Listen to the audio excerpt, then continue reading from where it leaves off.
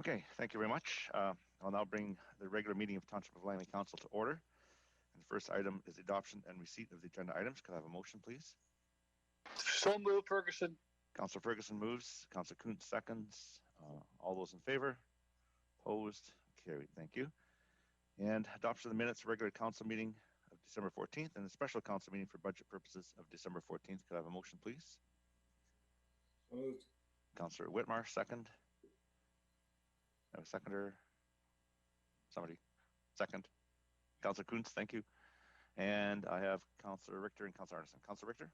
Yeah, I think Councillor Arneson's probably picked up on the error I found in the minutes, so I'll let her deal with it. Okay. Thanks. All right, thank you. Councillor Arneson. Yeah, thank you, Councillor Richter. Yes, so I would like to identify there needs to be an amendment on item H from the minutes of December 14th because the minutes refer to my voting in the negative to bylaw 5656, but it also refers to the fact that I was recused from the meeting and didn't enter into the meeting again until after the vote was held. Thank you. So with that error corrected, the clerk has it. Thumbs up. I'll call the question. All those in favor? Opposed? And that carries. Thank you. Thanks. Now we move on to delegations, and the first the only delegation is Mr. Mike McKee of Muse Cannabis Stores Limited. And see, Mr. McKee is here. You have 5 minutes to present, and if you could just identify yourself and an area that you live in or what you're referring to, and we'll start the timer then. Thank you. Oh, you're muted. Sorry about that. Good afternoon, Mayor and Council. Thank you for letting me speak today. I'm speaking on behalf of Muse Cannabis Stores and our application at the Mountain View Shopping Center for a retail cannabis store. The reason we're asking for a reconsideration is we have several reasons. First and foremost is that the Mountain View Shopping Center is a fantastic shopping center that includes many community amenities. And we think that the Muse Cannabis Store would be a terrific fit there. Included in those amenities is a government liquor store. And to us, it makes sense that if one controlled substance is permitted to be sold at that shopping center, that it should be allowed for a second controlled substance. Second reason we would like you to reconsider is the application. We received 7 out of 7 score from city staff. Included in that, we were the only application in Walnut Grove, and we also met the distance criteria set out by staff from the local school. Third reason is we had a tremendous amount of support. We canvassed out there for many hours, and we received 518 letters of support versus only 38 letters against our application. And upon further examination of those letters, many of them were against cannabis generally, not specifically our site. So we believe that many of those letters should be disqualified because they're referring to cannabis generally and not just our site in particular. Because of the fact that with COVID, we're not able to bring the public out to speak for us at a public hearing, we had a video done that speaks where we've had given people the opportunity to speak about the Muse application. Dan, if you could show that.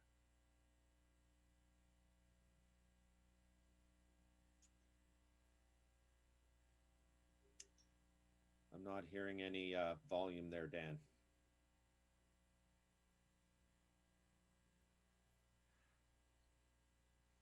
12.5 years. I've lived in Walnut Grove for 13 years now. Close to 11 years? Approximately 15 years. Almost 5 years now. It'll be 5 years this summer. Oh yeah, right now I have to drive, over to Abbotsford or over to Maple Ridge or whatever, and I'm always buying, the little gel pills. So yeah, I think it would be a great fit for the neighborhood here. I don't see any downfall. We're far enough away from, elementary schools and whatnot. So yeah, I completely endorse it. I personally think it's safer than alcohol, and I frequent the liquor store myself. I think it's just fine. I think it's safer for individuals to buy from legal cannabis than it would be from individuals who are growing it themselves, just in case it's not safe. I would think very well. yeah, part of like a Walnut Grove talk group, and a lot of people agree that there's really no reason not to have it here, you know, right next to the liquor store. What's the difference, right? Like, yeah, I don't know. Being 100% honest, I don't think it would change at all as long as the employees and the shop follow the guidelines of, you know, ID and age and whatnot. I mean, you don't see kids standing outside here asking people to bootleg liquor for them all day long, right? So I don't think having a government liquor store here in the neighborhood has increased the level of youth consumption of alcohol. So why people constantly have the argument that it's going to increase the consumption of marijuana or cannabis amongst the youth, I really don't understand the argument. So I say no, it would not. Thank you, Dan. And I just wanted to follow up on that last comment about youth consumption. And in fact, that's one of the main reasons I think our application should be supported, is that as you can see from the slide, the presence of a legal retailer reduces consumption by youth. Without a legal retailer in Walnut Grove, the black market will continue to thrive, and the black market has no concerns about selling to youth. In fact, the presence of our store in Walnut Grove will result in a decrease in consumption by youth as opposed to an increase, because we are a regulated and responsible retailer. Rebecca? Great, thanks.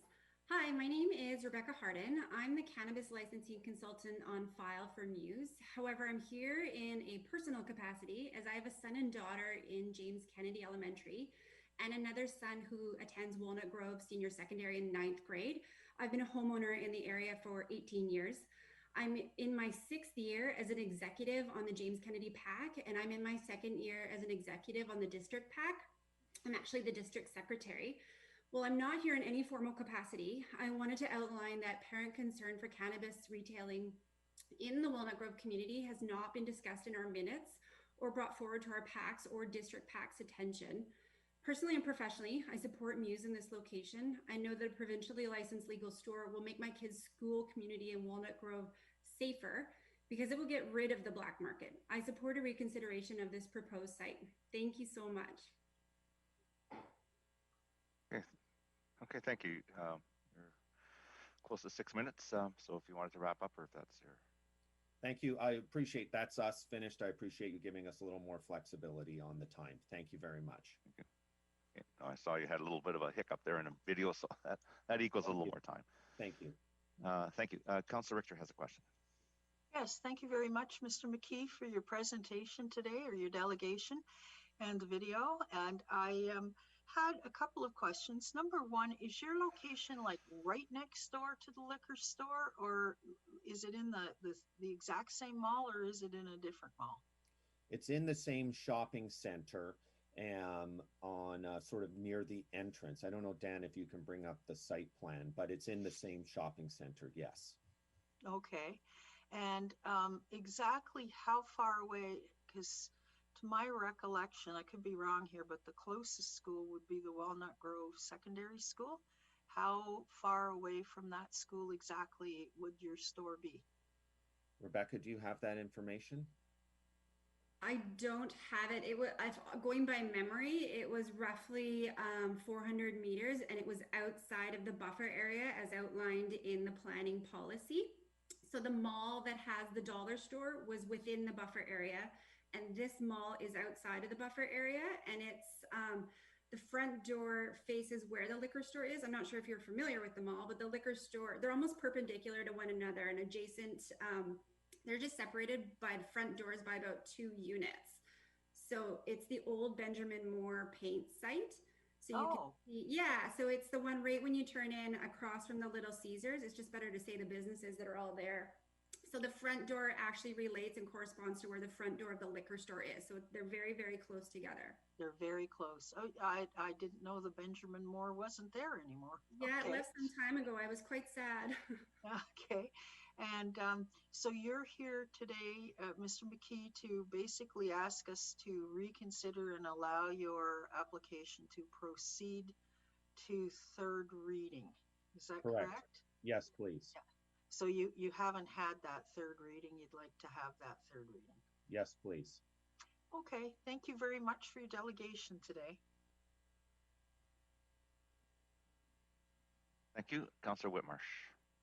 Yeah, thanks for coming today and making your presentation. Can you just remind me on the what the front of the store looks like, and is there a requirement to have sort of opaque windows and that sort of thing, or how does that work with the cannabis, and what would that look like for your store? The requirement by the province is that no cannabis products or paraphernalia can be seen from outside the location. So we design the store in such a way that we would have some ability for people to see in, but if they're looking in, they're not allowed to see any of the products. So we would either do some type of frosting on the displays inside the store, and where that's not feasible, we would frost some of the windows, but not all. We like to have some natural light come into the store. It's also better from a public safety perspective to be able to see in at least a portion of the store. But we do have to, there is no ability for anyone to be able to see any of the products. That's a provincial rule. Right, okay. All right, that's great, thank you. Thank you. Councillor Arneson. Yes, thank you very much for coming today. I don't think that sometimes when you see a report, so it's helpful for us just to see and you canvassing individuals in that area. My recollection, and I'm fairly familiar with that mall, so I know exactly where the store is, the leasehold. Have you done, I do recall, I think that there was some feedback from at least one of the other leaseors in that mall.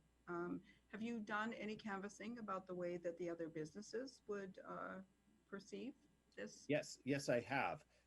In fact, I've become very friendly with the staff at the government liquor store and bring them donuts on a regular basis because we're there so much.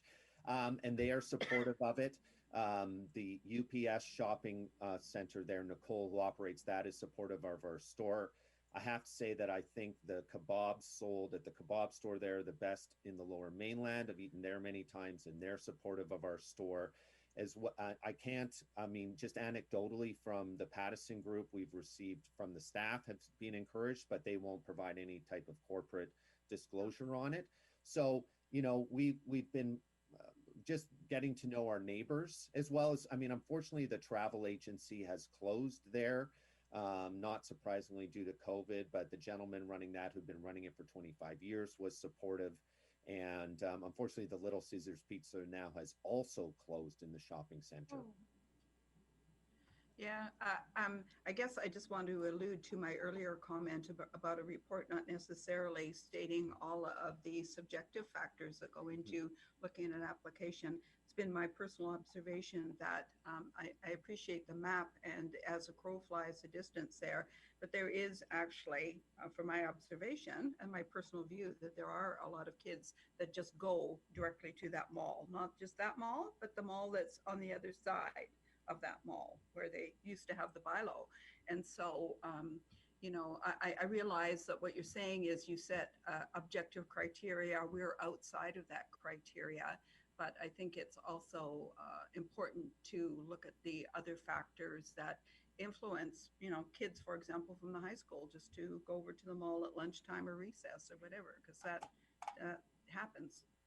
Oh, absolutely. And I think, you know, what we're trying to say is we're selling it in a regulated environment where, unlike liquor, no one under the age of 19 is permitted inside a cannabis retail location. Further, all of the products in the store are all behind the counter or behind glass. So there isn't an opportunity like at a liquor store where you can dash in, grab something, and dash out. With cannabis, that's impossible. Right. So, you know, we don't think, and as the gentleman alluded to in the video, I mean, we were out there quite a bit. We never saw any kids bootlegging with the liquor. that's, the idea that somehow our store there would encourage or increase cannabis consumption by youth is just simply not backed up by the facts or by the experience that we've seen in Canada since it's been legalized. So, we think having a legal store there will actually reduce the consumption of cannabis in the area by youth, not increase it. Well, thank you, and I do appreciate the extra information, as well as, I know there's been reports recently about the challenge of not enough retail outlets vis-a-vis the black market continuing. So I do appreciate that. Thank you. Thank you. Thank you. I don't see any further questions from council, so thank you very much for your delegation. Mr. Mayor, could I just raise okay. I just saw your hand come up. Councilor Richter? Yeah, just to raise a point of order, I guess, here. This delegation is basically asking for, I think, procedural fairness relative to all the other delegation or all the other applications that we've had on cannabis, by us allowing them to take it through to a public hearing. Yeah. So, where would we move for that to happen? Okay, so just to clarify, this delegation is asking us to reconsider third reading. We did consider third reading. And we did. It was, okay. Yes, and it was defeated at third reading. So he's asking for reconsideration of third reading. The process in our procedural bylaw would be to have, if someone wished to bring this forward for reconsideration, would have to be a proper notice, which would be a notice of motion to bring it back for reconsideration for the next meeting of council.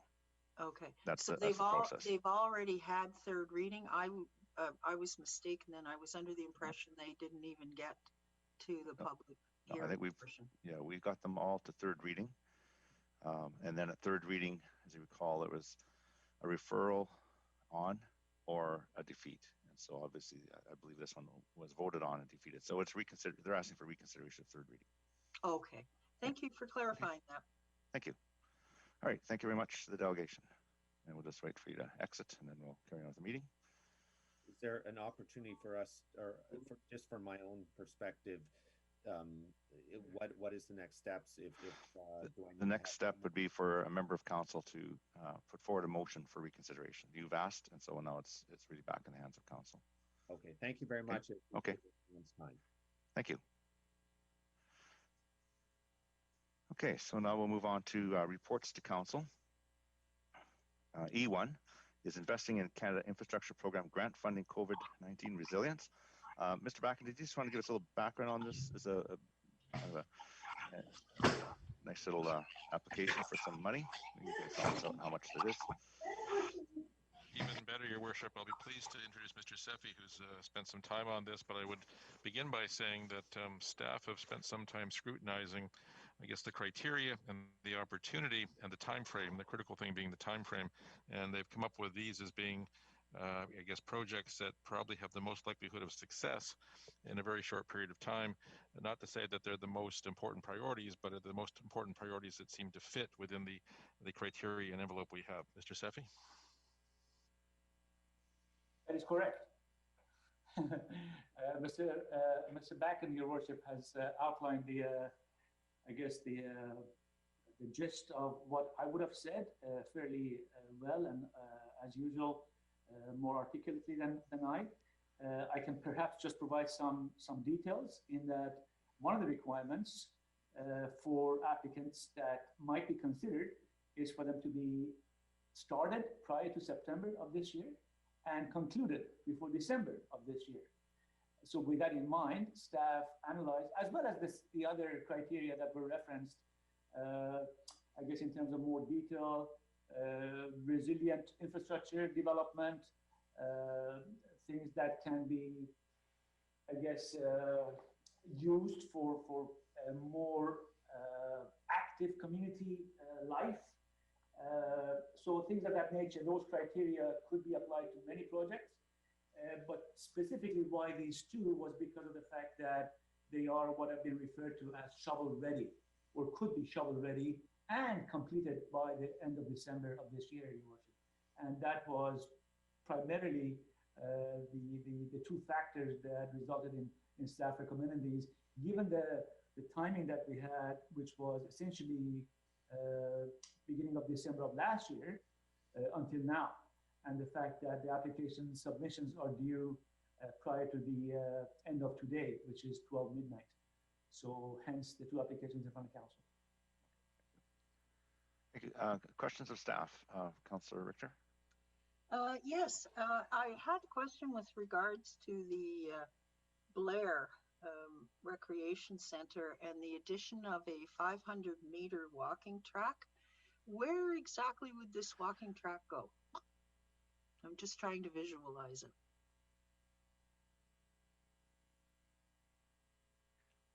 Thank you, Your Worship. In anticipation of the question, I do have a map, a conceptual map. With your permission, Your Worship, I will share. Yes, please.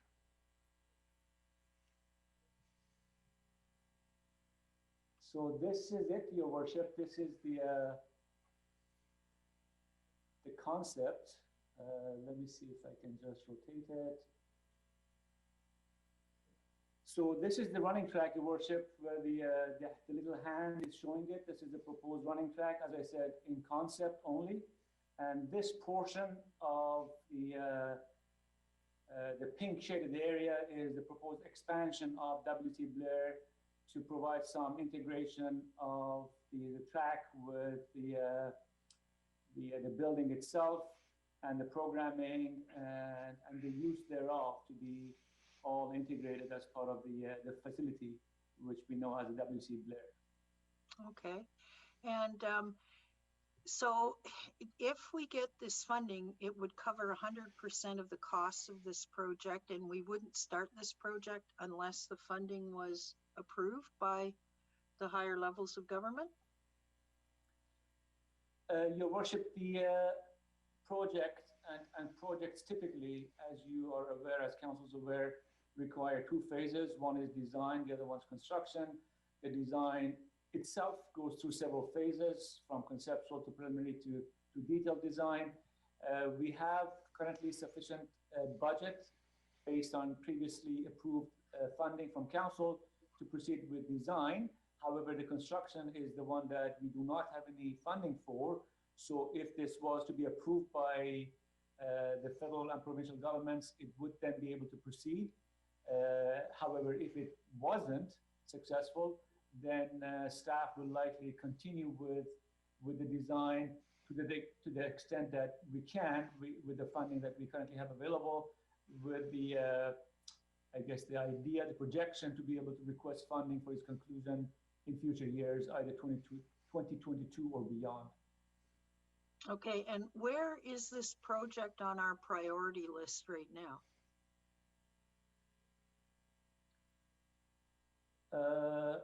Well, I guess it depends on what priority list is. Well, if there was no grant money involved, where would it fall on the list on the budget? Would it be over the line or under the line? It would not be ranked as being critical or high, Your Worship, because it's actually enhancing existing assets and not those that are a matter of life and safety, public health and safety, nor being able to leverage funding from other levels of government, nor a multi-year project that has been committed to previously. So it's something that will likely fall below the line. Okay, and if we were to approve to apply for this funding and we didn't get the funding, would it still be a priority project, or could it go back onto the back burner, so to speak, where it's sitting right now? Your Worship, we will be looking to council for direction. As I said earlier, we do have funding to complete some aspects of the design work. So depending on council direction and discussions and deliberations and comments, staff can either put it on the back burner for now, or depending on what we hear from the community in terms of, I guess, the need and the status of, I guess, the current pandemic, it may become more of a desire than it currently is. And we may be requesting council to consider this as part of a sort of a more comprehensive process. Okay, and my last question is, With regards to this particular application, can we in fact deliver it in a 4 month period? For example, I'm not thinking of the walking track so much, which I think is a wonderful, nice to have addition to the community. I'm thinking more of the actual building expansion. Would we be able to put a second story on in 4 months? Your Worship, this is not a second story. This would be a single story building addition. Okay. And can that be done in 4 months? Well, it won't be done in 4 months, Your Worship. If this was to be approved, we would start to complete and finalize the design as soon as possible and get started on it. There is no prohibition without starting it as soon as possible. The only requirement is that it cannot start any later than September. But it has to be finished by December. It has to be finished by December. Okay. Thank you very much. Thank you. Councillor Ferguson.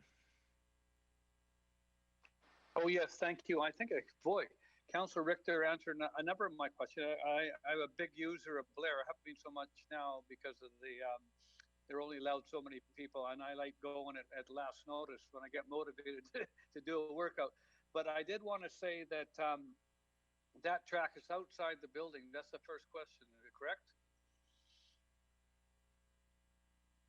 Through staff?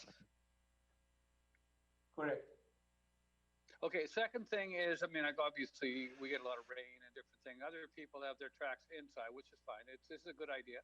I did want to say we've had a number of upgrades for Blair over the last few years. I remember many times watching the construction go, and I said, when's this ever going to finish? And I know things take time, but this is over and above the past construction that's been going on. Is that correct as well? I'm sorry, what was the question? Can you repeat that? Is it over and above the past construction that's gone on, or there's still, or is there a supplementation to that current ongoing construction? Well, there's current construction going on, which is close to completion, and this is independent of what has been approved in the past in terms of construction. Okay, and I heard you say you have to get it in tonight by midnight, if that's correct? The application has to be submitted before midnight. Okay, thank you very much. Thank you. Councillor Whitmarsh. Yeah, thank you. This is some exciting things here. And just a couple of quick questions, I guess. The first one is, what is the surface, question to staff, I guess, sorry. What is the surface of the walking track? Is it an asphalt track, or is it more like we would see at a high school 8-lane track, that kind of surface? What kind of surface is on there?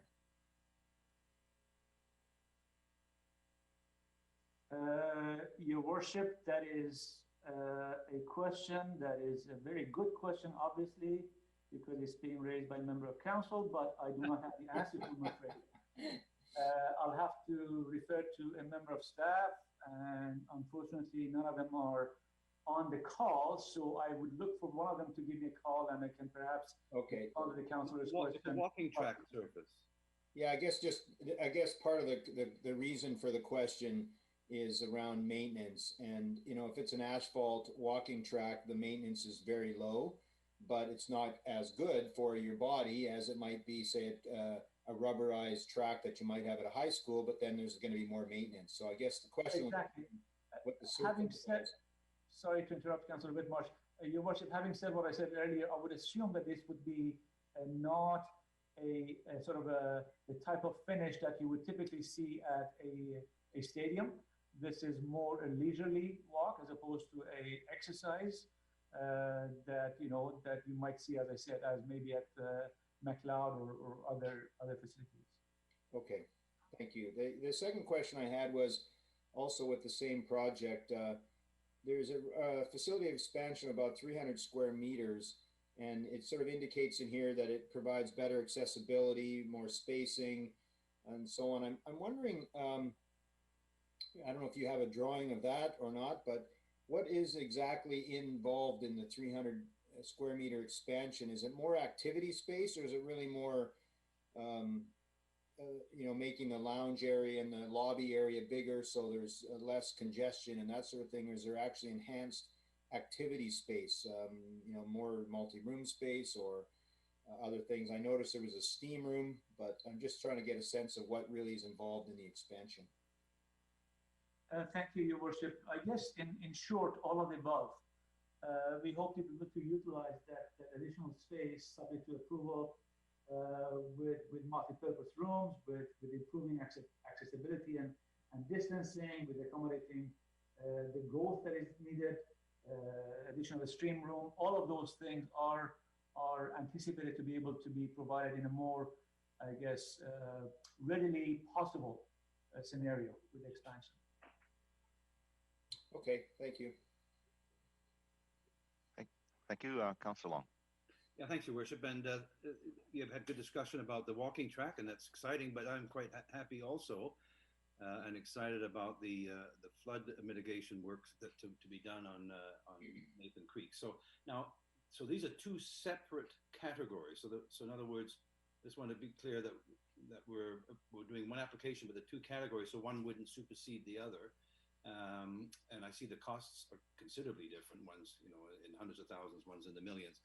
So is staff pretty confident that we are able to perhaps qualify for that Nathan Creek upgrades? Yeah, I guess that's just it. And being the two separate categories, here's hoping that we could get both, or if we don't get the one, will we get the other? Your Worship, thank you for the question. The answer is yes, it is possible that we will be successful. Hopefully we will be successful for both, but it is possible for us to be successful in one and not the other. They are not tied together. They're under two separate areas. There's a limitation of 2 applications per local government, as long as the 2 are not in the same category. Right. That's why we have identified them as 2 separate categories. Right. So you got the general stream, which is supports projects, and then the substream stream, which is actually more specific to flooding. It's specifically to flooding. It says natural infrastructure and flooding. Well, anyway, I wish us the very best. I hope we can pass this. And when you're ready, Your Worship, I'd like to make the motion, or somebody should. And let's get the application in before midnight. All right. And Your Worship, Yes. may I just add, I did not look at the drawing that I had, and I was showing council myself that closely. It does in fact make reference to a rubberized walkway track on the existing concrete sidewalk, at least in sections. So it is planning to be a rubber walking track. Hopefully that answers Councillor Whitmarsh's question. I think it does. He gave a nice big thumbs up. Thank you. All right, Councillor Arneson, and then the question of staff on the report. You're muted. You're muted. There you go. Thank you. We'll all learn to read lips eventually. So what I'm wondering is, through your worship to staff, it just occurs to me, and thank you, Mr. Safi, for pointing out what the surface is going to be of the track, because I'm understanding that accessibility is important in terms of enhancing what is available on that site.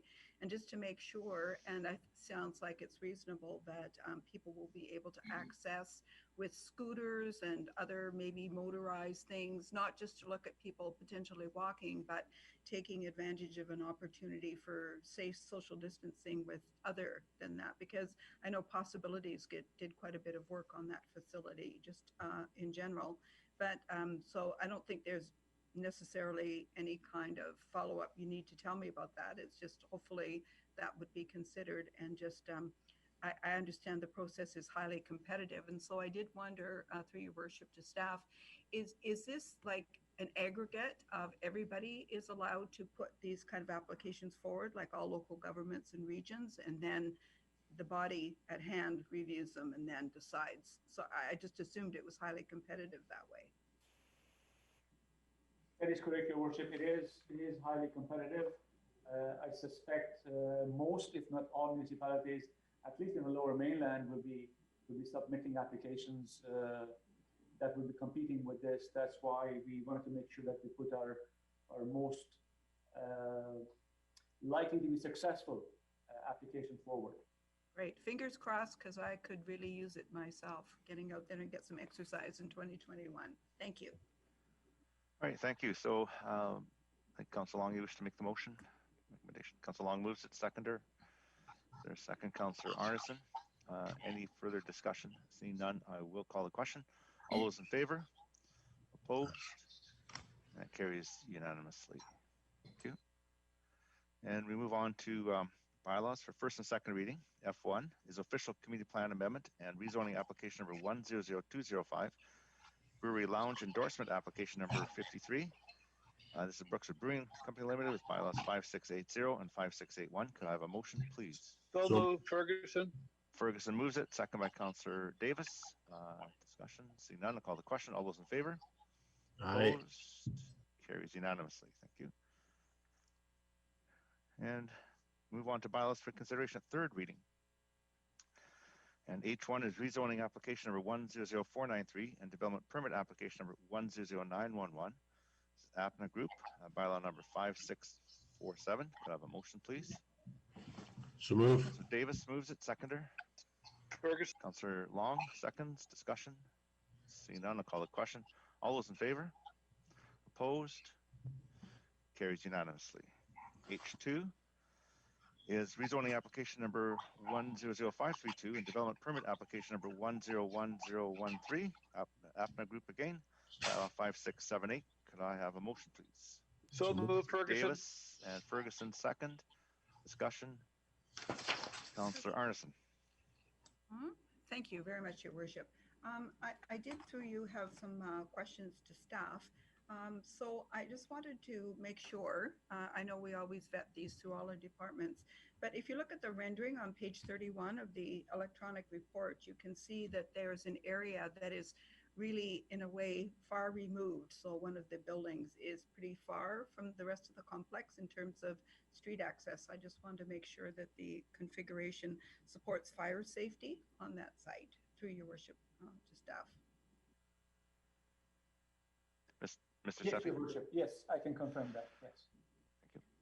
Okay, and sorry, just one other question regarding where the amenity areas at the front of the property. My assumption, looking at all the renderings, is that potentially it may be the case it's because of overshadowing, that they've got an area there that won't be shaded at any time of day. Through Your Worship to staff, does that seem why it is just immediately in the front of the property? Mr. Sethi. Your Worship, there are many different factors that come into design of a project such as this. Certainly shading and ensuring light penetration is one, but there are other concerns and considerations such as accessibility and because these are amenity areas that are not necessarily just child friendly, but rather people friendly. They are designed in such a way that can maximize usage. And light penetration is certainly one of those. Okay, thank you. All right, thank you. See no further discussion, so I'll call the question. All those in favor? And opposed? Any opposed? Councillor Woodward's opposed. Anybody else? It carries. Thank you. Move on to H3. This is rezoning application number 100596. Development permit number 101137. Hare Builders Group. And Parallel Townhouses Limited, bylaw 5677. So I have a motion, So please. moved, Ferguson. Councillor Ferguson moves, seconder. Councillor Whitmarsh. Discussion, questions? See none. Mr. Mayor, just as a point of order, could whoever's got their mic turned on, turn it off, because there's background noise. Okay. Maybe Councillor Whitmarsh. See, you're not muted. Who else? I had it. I'm sorry. I should. Oh, Councillor Davis was the culprit. We got him. Thank you. All right, I'll call the question. All those in favor? Opposed? I'm opposed, Mr. Mayor. Councillor Richter, Councillor Arneson, Councillor Woodward opposed. It carries. Thank you. And move on to H4. Rezoning application number 100594. Development permit application number 101130. Cron Engineering, bylaw 5676. Could I have a motion, please? I'll move it. Councillor Long, seconder. Councillor Whitmarsh, discussion, questions? Seeing none. Oh, Councillor Arneson. Okay. Yes, thank you, Worship. Through Your Worship to staff. So the report references a GHG permit having concurrently going forward with this development proposal. So I'm wondering if staff could please advise to what degree we have electric vehicle parking infrastructure at this development, if that is the case, and if so, how many spots do we have? Mr. Safi?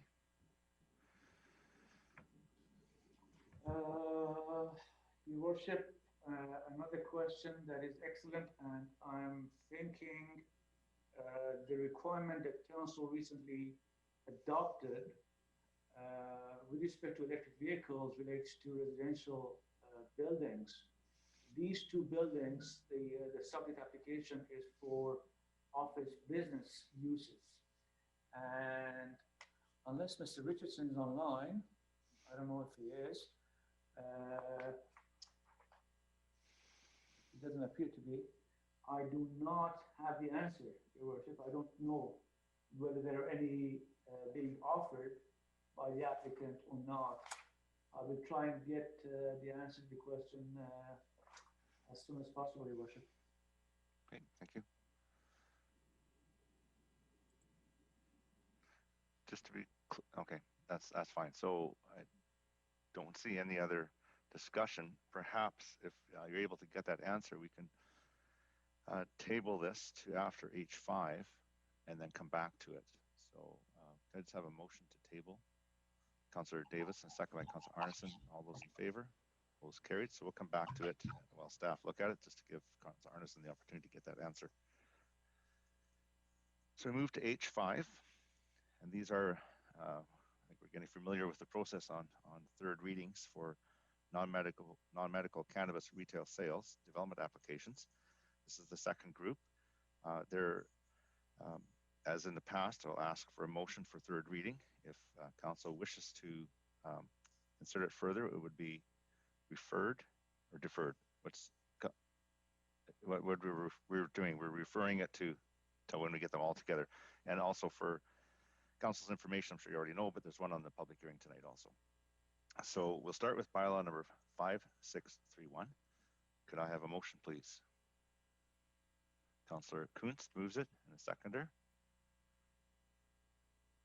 I have a second, Councillor Whitmarsh. Okay, you wish just okay. So now, if someone wishes to refer it, then we should have a referral motion at this point. Councillor Kunst, do you wish to? You need to tell me, Councillor Kunst. You're muted. You're muted. Yeah. So we want to refer this to the next stage. Am I right? Yes. Okay. Yes, I would like to move that. Okay. Is there a seconder? But is there a seconder? Sorry, just a question of clarification. This is sure. Third reading. This is third reading. So if we wish to consider this further, we'll just refer it until we've gone through all the third readings, then it'll all come back to us. So this is so really, if as a member of council wishes to deal with it further, then this has been a process up till now. So I just need a seconder for the referral. I'll refer it. Councillor Whitmore seconds it. Councillor Long. Okay, yeah, I'm just wondering if we could slow up for just a second, because sure. This is incredibly okay. So because maybe we can use this in relation to the delegation we had. So we're at third reading. That's right. And either it proceeds from here or it doesn't. If it's proceed, it's not necessarily granted third, or is that's right. We're just referring it until we have them all together. So Ms. Bauer, and perhaps you could refresh your memory. I know we've been away for a few weeks. And it's either two things. Either it's going to receive third reading and be deferred. It's not receiving third reading if we refer it. If we defeat it, if we defeat then it doesn't get third reading, just like the last one. And that's right. Doesn't go forward. So if there's no desire to, if it receives third reading and is deferred, which is the term that you were asking about on the map, it says that we've deferred it, third reading deferred. Yeah. Then it still gets a chance to. That's right. We haven't actually voted on third. We're referring it to vote on third reading. Ms. Bauer can maybe explain. Okay. Following the previous example for the meeting we had in December, what would happen in this case is if council wishes to continue deliberation on this application, it would be referred to a future meeting. We are at that point gathering up both group 1, group 2, and any stragglers so that all the applications that were referred to third reading can come forward together.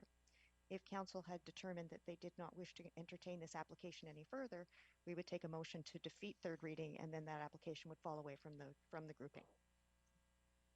Okay. So, Your Worship, does that it requires a motion then, or if this motion is not given? It requires a motion. So the motion, the third reading is on the table. So a couple things have happened. There's now a motion to refer to the next meeting when we have them all together. Oh, no. Wait a minute, Your Worship. Sorry to interrupt. No. If the third reading is on the table, that means we should vote on it. And then when it's voted on, then it's deferred. No, you can't do it, because if you vote on it and it's passed, it's passed. End of story. If you refer it to when we have them all together, then we'll vote on each one. So right now we're just referring it. It's not being voted on. If we want to, if the referral motion fails, then it'd be back on table and we can vote on that. Okay, I hope that's clear. Okay, I'm going to call the question on the referral. All those in favor? And opposed? Referral? Opposed. Okay, so I have Councillor Arneson, Councillor Long, Councillor Richter, Councillor Woodward, and Councillor Davis is opposed. So now the Ferguson opposed. Councillor Ferguson opposed. So the referral has failed. So now the motion is on the table, and I see no further discussion. I'll call the question. All those in favor? And all those opposed? Opposed. I have Councillor Arneson, Councillor Long, Councillor Whitmarsh, Councillor Woodward, Councillor Davis, Councillor Richter, Councillor Ferguson, Councillor Kunst opposed. And so the bylaw 5631 has been defeated on 8-1. Okay, we go to bylaw 5663, and I'd ask for a motion on bylaw 5663. Same process as before. So I need a mover, Councillor Arneson, and a seconder. Do I have a second? Councillor Kunst. Is there any discussion? Mr. Mayor, so yes, this is just to put it on for a vote. We haven't referred it. That right now it's on for a vote. I would need a referral motion to if we wish to. The idea is that we'll have those that we wish to consider all at once. If we feel, as in the past one, it should be defeated, it gets defeated, and then it's off. Okay, but this is not referring. This is just to pass. Right now the motion is on the table. I would need a referral motion if we were to take it further. And so I don't see any. Councillor Kunst. So can I just ask a question? This yes. location is the one in Aldergrove, am I right? No. Sorry, 5664, is that where we are? Right, no, 5663 is at A1326426 Fraser Highway. Okay, sorry, yeah. Okay. Yep. Hold on, okay. This is different than the list. When I'm looking at the explanations, if you look down your agenda and you look at the explanations, 5663 gives the address. Okay. Okay, so it's a different one here. Yeah. Okay, so I'm not going to refer this one. Okay. This is not the one I was thinking of. So. Okay. I will then call the question. All those in favor? And those opposed? So I've got Councillor Arneson, Mayor Froese, Councillor Long, Councillor Whitmarsh, Councillor Woodward, Councillor Kunz, Councillor Ferguson, Councillor Richter, and Councillor Davis opposed. I'm not opposed. Oh, sorry. Who was not? Who is that? Councillor Long was. Who said not opposed? Me, Long. Oh, Councillor Long. Okay, so then strike that. The motion fails. Thank you. Okay, so then 566. Okay, so we move on to 5664, bylaw 5664. This is the one at number 53227 264th Street. Could I have a motion, please? Councillor Long moves it. Oh, yeah. I need it on the table. Councillor Whitmarsh seconds it. Motion to refer. And Councillor Whitmarsh moves to refer. Councillor Kuhn seconds it to refer. Councillor Richter. Yes, I just wanted to say that this seems to be the only application in the Aldergrove grouping that's not near anything that's problematic. No schools, no parks, no rec centers, no nothing. So I am going to support this going forward to the further deliberation, whatever that is. Yeah, thank you. It's the never-ending bylaws. I will call the question. All those in favor? And opposed? Opposed. Councillor Woodward and Councillor Davis are opposed. It carries to be referred. Thank you. And now we move on to bylaw 5665, and that is the location at 27276 Fraser Highway. Could I have a motion to put on the floor? So need a motion. We need to put this on the floor. I'll put it on the floor. Councillor Richter moves it. Councillor Kuntz seconds it. And see no further discussion. I'll call the question. All those in favor? Those opposed? Opposed. So we've got Councillor Arneson, Mayor Froese, Councillor Long, Councillor Whitmarsh, Councillor Woodward, Councillor Kuntz, Councillor Ferguson, Councillor Richter, and Councillor Davis opposed. Sure. Okay. The clerk has asked me to slow down. So on 5665, everyone's opposed. We'll make it simple that way. And were you able to get the others? The clerk? Okay. So we will tread slowly. So now we move on to bylaw 5667. And this is the location at 26444 32 Avenue. Could I have a motion to put it on the floor? I'll put it on the floor, Mr. Councillor Mayor. Richter moves it. Councillor Kuntz seconds it. Any discussion? Referral? See none. I'll call the question. All those in favor? Any opposed? So Councillor Arneson, Mayor Froese, Councillor Long, Councillor Whitmarsh, Councillor Woodward, Councillor Kuntz, Councillor Ferguson, Councillor Richter, Councillor Davis, are you opposed? Councillor Davis, so all of them opposed, Madam Clerk. Okay. Let's wait for it to catch up. We now have bylaw 5668, and this is at 27512 Fraser Highway.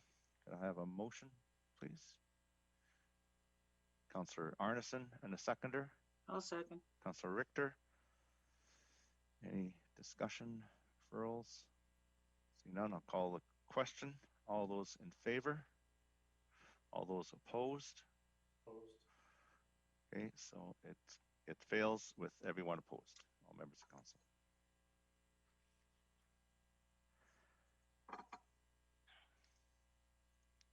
Okay, so now we move on to bylaw 5669, and this is the location located at 27114 Fraser Highway.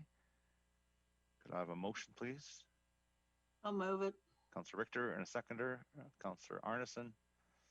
Any discussion? See none, I'll call the question. All those in favor? Oh, sorry, no. All those opposed? Opposed. Okay, so again, everyone is opposed. Do I need to name all the names, or are you okay? Yeah, clerk is okay with that. Now we move on to bylaw 5672, and that is the location at 3083 276th Street. Motion to refer. First of all, we'll get it on the floor. So a motion to move it is Councillor Whitmarsh, and the seconder. I have a second to put it on the floor. Just as third reading. No, I'll put it on the floor. Yeah, Councillor Richter. Okay, now Councillor Whitmarsh, you wish to make a motion to refer? Yeah, it's a motion to refer this. Yep. Okay, and is there a seconder for the referral? Okay, so I see no seconder, so that we're back to the main motion. And Councillor Whitmarsh, your hand is up. Did you wish to speak? Yeah, I would speak to this one. I think that this, for me, this is probably a second location in Aldergrove that is worth considering. It's quite a bit away from any residential area. It's away from schools. It's not close to churches. So I think this location is worth considering and moving to the next stage. So I would prefer to keep this at the next stage. I realized there was no referral motion, so we're actually now deciding to pass third reading or not. But I do think this one's worth considering. Thank you. All right, I will call a question then on third reading. All those in favor? And those opposed? We have Councillor Arneson, Councillor Long, Councillor Woodward, Councillor Kuntz, Councillor Richter, Councillor Davis, and Councillor Ferguson opposed. I'll stay with Councillor Whitmarsh for it's failed anyway. Just can I ask a question then, Your Worship? We're done with what was on the agenda. So, and you have to excuse me. I mean, I've been studying this thing, but there's a couple that are on a different list that I have that have disappeared. Where will they come back? That's bylaw 5658 and 5666. Ms. Bauer will explain. Okay. While she does that, I'm going to get a drink of water. Okay, so bylaw 5666 is actually on for public hearing this evening. It is, because it's a land use contract, it requires a public hearing. And I'm sorry, what was the other number, Councillor? 5658, which is a fairly controversial one that we've been trying to deal with quite a while here. Unless I missed it. 5658 did not get their signage in place in time, so they would be coming forward after they put their signs up. All right. Okay, thanks, Ben.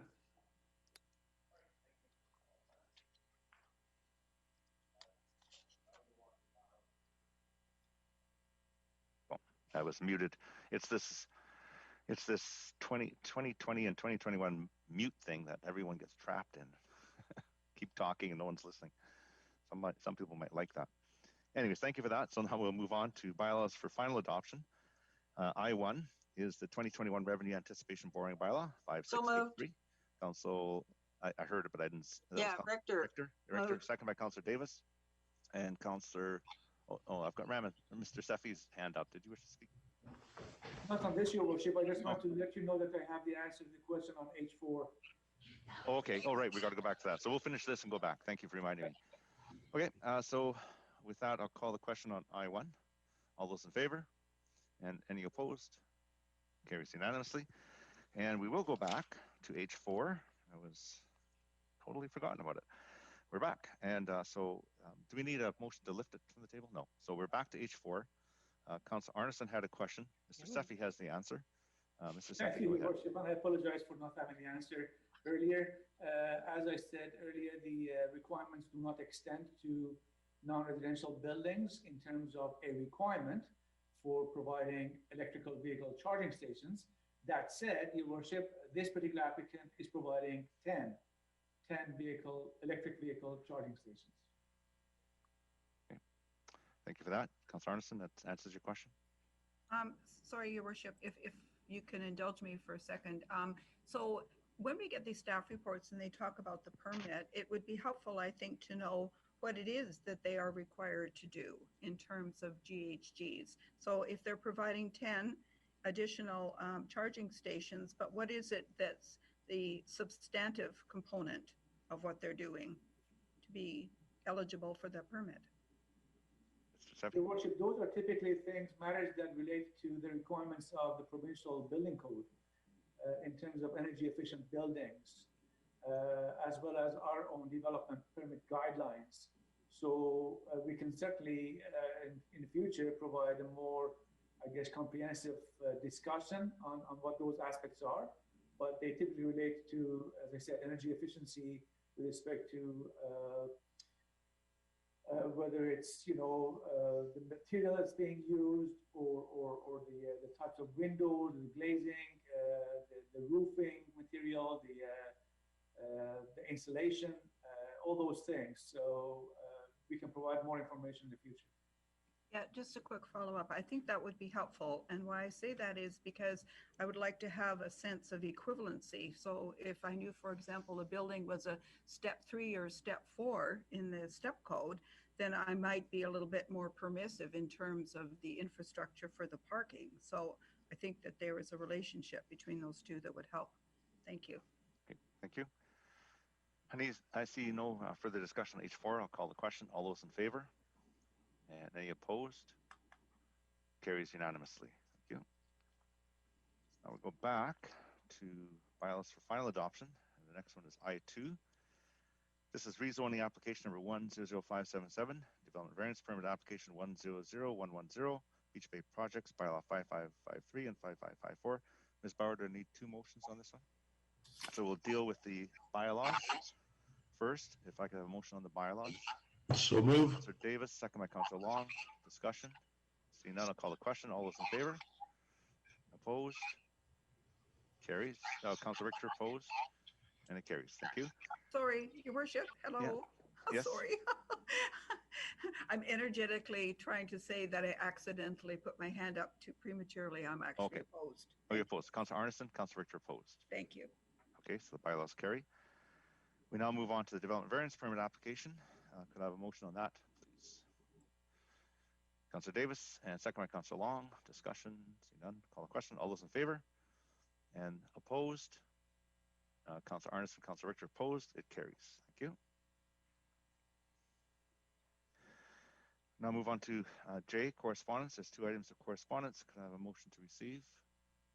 So moved. Councillor Davis and Councillor Long seconds. Discussion. See none. I'll call the question. All those in favor?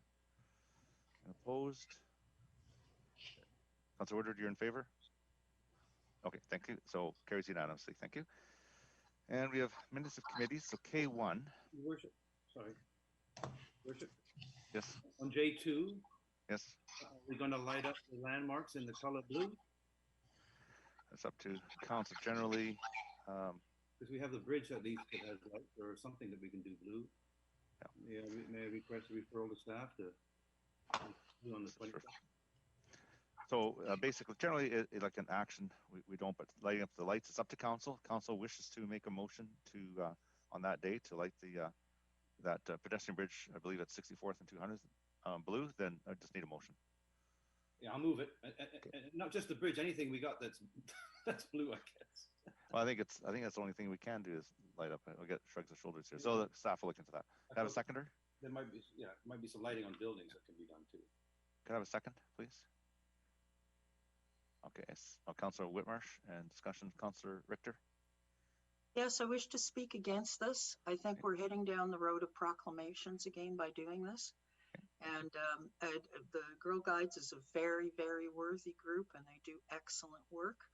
But if we do this for that particular group, I believe we are creating a requirement to do it for any other group in the community that wants things lit up after their particular cause. So we solved the flag problem and the proclamation problem. I don't think we want to create another problem. Thank you. Thank you.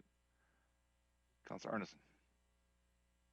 Yes, thank you, Worship. Through you to staff, I was wondering about capacity. I know recently with the pandemic, there was a lighting up of the Cole Harmony Bridge for that purpose. And I just don't know what, I know there's likely limitations of what we have for refurbishing apparently that bridge in the budget, but I don't know if we have the current capacity to do that, even if we wanted to light it up blue. Mr. Seffi, do you have any information on that?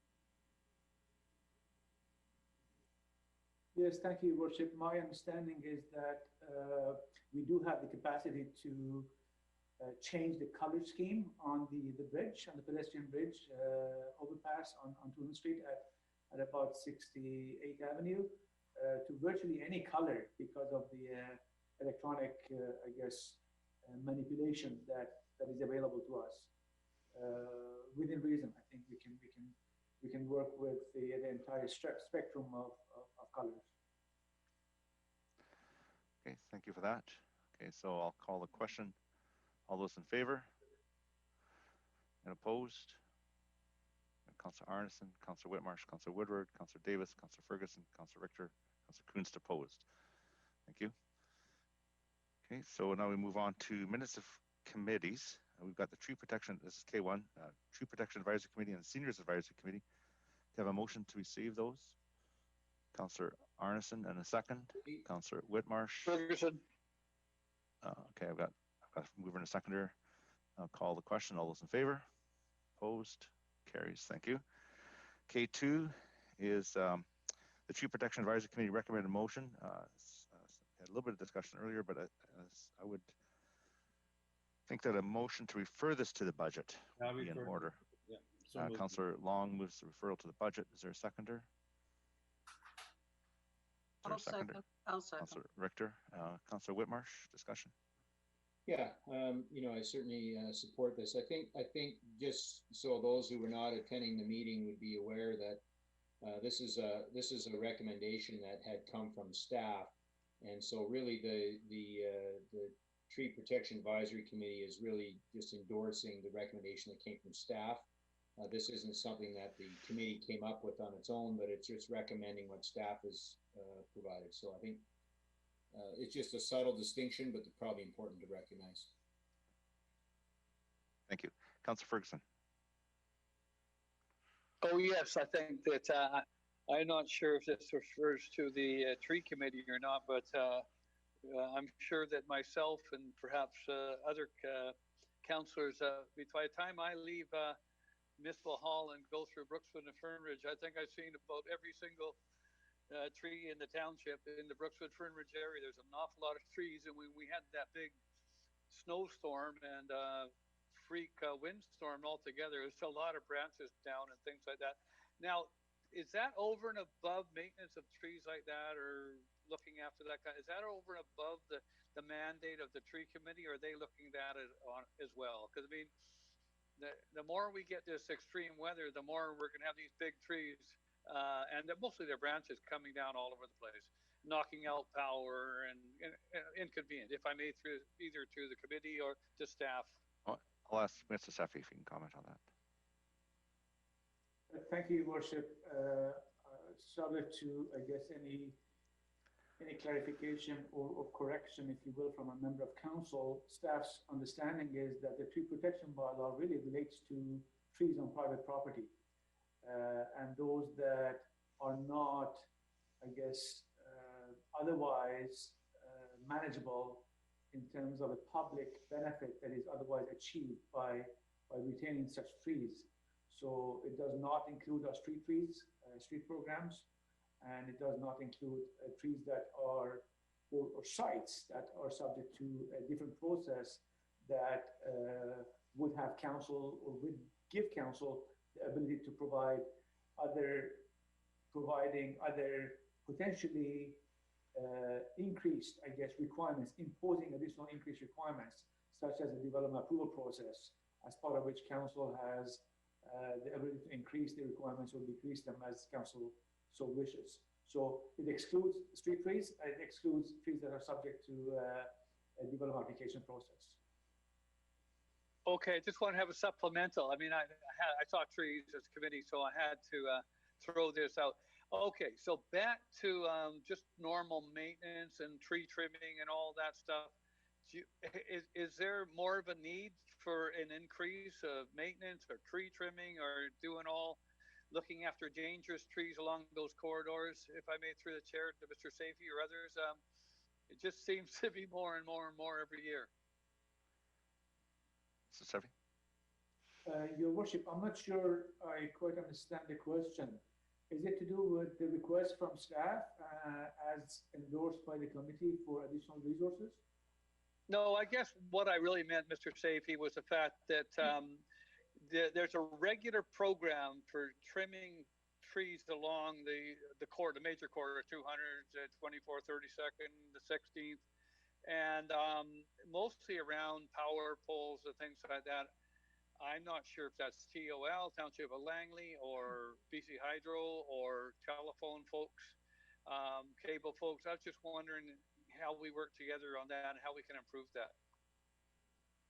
Your Worship, it's a combination of both. The municipality, we have a program of trimming trees.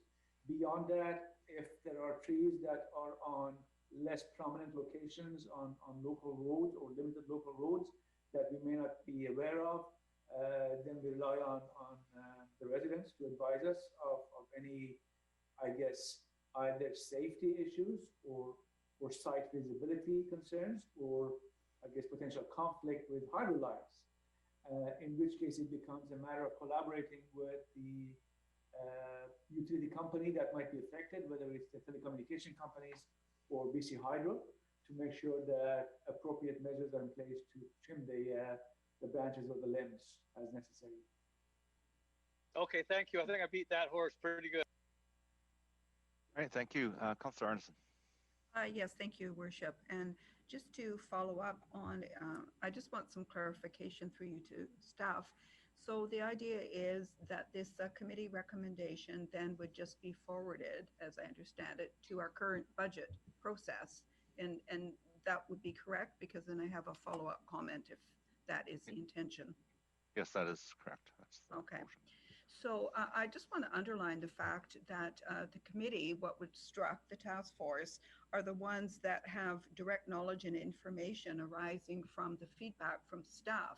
And so having put together, based on that information as well as further discussion, referring this to the budget process, I guess I'm wondering about the optics of us looking at that in addition to our earlier discussion about potentially deferring some of this. To me, it sends a very mixed message about the fact that we are now moving towards this direction of more protection for trees in our community. And at the same time, it seems like a vulnerable target in some way to set it up this way. So I'm challenged. I'm challenged by that. Some may not agree with me, but that's what it's looking like to me at this point. And I don't want to be sending mixed or negative messages to the task force this early on in the knowledge that we are, proceeding. And I'd be troubled actually at this point if we were just to find a way through the process to knock it out in the budget. So that's my thoughts. Thank you. Councillor Long. Well, yeah, I mean, first of all, what do we do with the recommendation? I think we respect the work of the committee, and there's real logic in their request, but we have financial challenges. So by not referring it, it gives another message too. And we did have discussions earlier, but as we know, we don't know what the authorization is from the budget meeting, if decisions were made or if it was more information or discussion. I think we said that a few times during the meeting, that this is sort of for discussion and for us to get a better feeling of where we go. But when the budget actually comes down, maybe money could be found, maybe other ideas could come up, or maybe the deferral may not be as long as, it could be shorter deferral. There could be other things that could happen. So I think referring is the only thing we can do. And it's not saying, well, we're referring it, but we're going to kill it. It's just like, we're going to put it in there in line with everything else. We appreciate your work, and hopefully we can pull it off. Thank you. Councillor Richter. Yes, I agree with Councillor Long. I think this is a matter of respect for the work that the committee has done, but the committee does need to understand it is advisory to council, and there's no guarantees that any decisions they make are automatically going to be rubber stamped by council. And certainly, I'm sure they can appreciate that we are facing, I think, very significant budget challenges this year. Some things are going to have to get cut. We've talked today about cutting police officers as an example.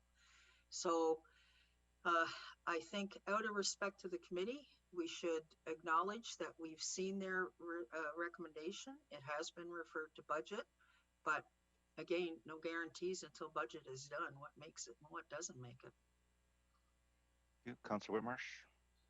Thank you. I think that's, I would agree with what Councillor Long and Councillor Richter suggested. I think that we're acknowledging with the committee and bringing it here the importance of it. We do acknowledge the good work that the committee is doing and it's continuing to do. And what date that these positions might start or get approved is up to council. And that could be later this year, and maybe we would indicate to the committee, who knows, maybe it starts the beginning of 2022. Those positions. We don't know what that looks like, but I don't think, I haven't heard anyone on the committee suggest that if we didn't approve it immediately to start in the budget, that somehow it's a slight on the committee members. I think that we can do our good process as we normally would through the budget and still honor the committee. Okay, thank you for that. So at this point, see no further discussion, I'll call a question on K2 on the referral to the budget. All those in favor? Opposed? Carries. Thank you. Now move on to Mayor and Council report. Good afternoon, everyone. Happy New Year. And I hope everyone had a safe and enjoyable holiday season. I certainly hope that 2021 brings you and your families renewed hope and happiness, and I wish you all the best for the year ahead. And certainly after 2020, I think we would all like some renewed hope and happiness, but we will get through this together. And so again, Happy New Year. Due to the Christmas break, there were a very limited number of meetings and no events, so this mayor's report will be very short. I do want to highlight that on Friday, January the 8th, the Honorable Justice Walker brought down his judgment regarding the case against myself, Councillors Whitmarsh and Long, and former Councillor Angie Qualley. It brought it down in our favor. Judge Walker rejected the petitioner's claims and concluded that the petitioners failed to establish that a reasonably well-informed person would conclude that any such pecuniary interest would likely influence us in the existence of our public duties. Judge Walker accepted our unchallenged evidence that we acted in good faith and in the best interest of the township. I speak for all the respondents when I say none of us would ever participate in illegal activities. And certainly taking bribe is a very illegal activity. And no one would ever do that of this group. We're happy to see this behind us and look forward to continuing our work to support the residents and businesses of this great municipality. On December 15th and December 17th, I attended a couple of meetings. One was the TransLink Audit Committee meeting, and TransLink was the public board meeting on the 17th, and a variety of items are discussed, along with certainly what's of interest to us, the Surrey Lining SkyTrain system is still moving ahead. So with that, that's my report. Thank you. Okay, so now we'll move on to other business. And we have Councillor Ferguson with the a notice of motion. Councillor Ferguson. I certainly just wanted to move the motion right now, Mr. Mayor. As simple as that. Thank you. Is there a seconder? Councillor Kunst seconds it. And any discussion? Mr. Mayor, I just wanted to say, yeah, just want to briefly. I mean, it's something that comes up probably very rarely, but it's another tool in toolbox for staff when anyone, either residential, manufacturer, or industrial, commercial, comes up with a above density than the neighborhood commercial plan, community plans. It's an opportunity for them to come up with a new strategy to deal and work with the proponent. So that's basically it right now. Could I just ask for a real small little amendment to this? It would be, because you have it that staff investigate options, but also to report back to council. I think it's probably assumed, but good to have in the motion. That might be a friendly amendment as far as I'm concerned, Mr. Mayor. Yeah, unless there's any opposition, we'll call that as a amendment with unanimous consent, just to report back to council. Councillor Long? Well, I'm glad you added that, because that was part of my concern. And you know, and I don't know if we want to debate it right now, whether this is in fact the case. I think staff do have guidance based upon the current practices. So rather than try and prove that or debate that at the moment, I suppose that if staff were to come back and either confirm that that's the case or add some additional information, certainly I would hope that we're looking at best practices from other municipalities. But I know that this came about as a result of one application, and I was so confused because there was a lot of community and amenity contributions being made in that particular application that I could see. But I just wanted to be clear then, Your Worship, if I were to support this, that staff is going to come back. It doesn't necessarily mean we're going to put anything in effect immediately, because this will certainly, when those kind of things happen, will affect, you know, how development occurs in the township. If we're going to be adding more fees and more this and more that, and of course, there's different circumstances around every application as to why staff supports it and they don't. So would it be possible to get a comment from staff if they're comfortable with this, or is this going to send us in a direction that may be unintended?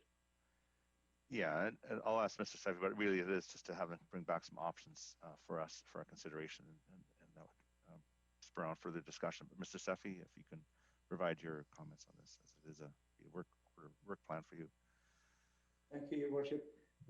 Certainly staff is not taking this as direction for us to start instituting anything in our requirements, but rather to provide council with information that we have with respect to applications that I guess are requesting consideration of council with respect to an amendment to the community plan that would be triggering an increase in density of some kind.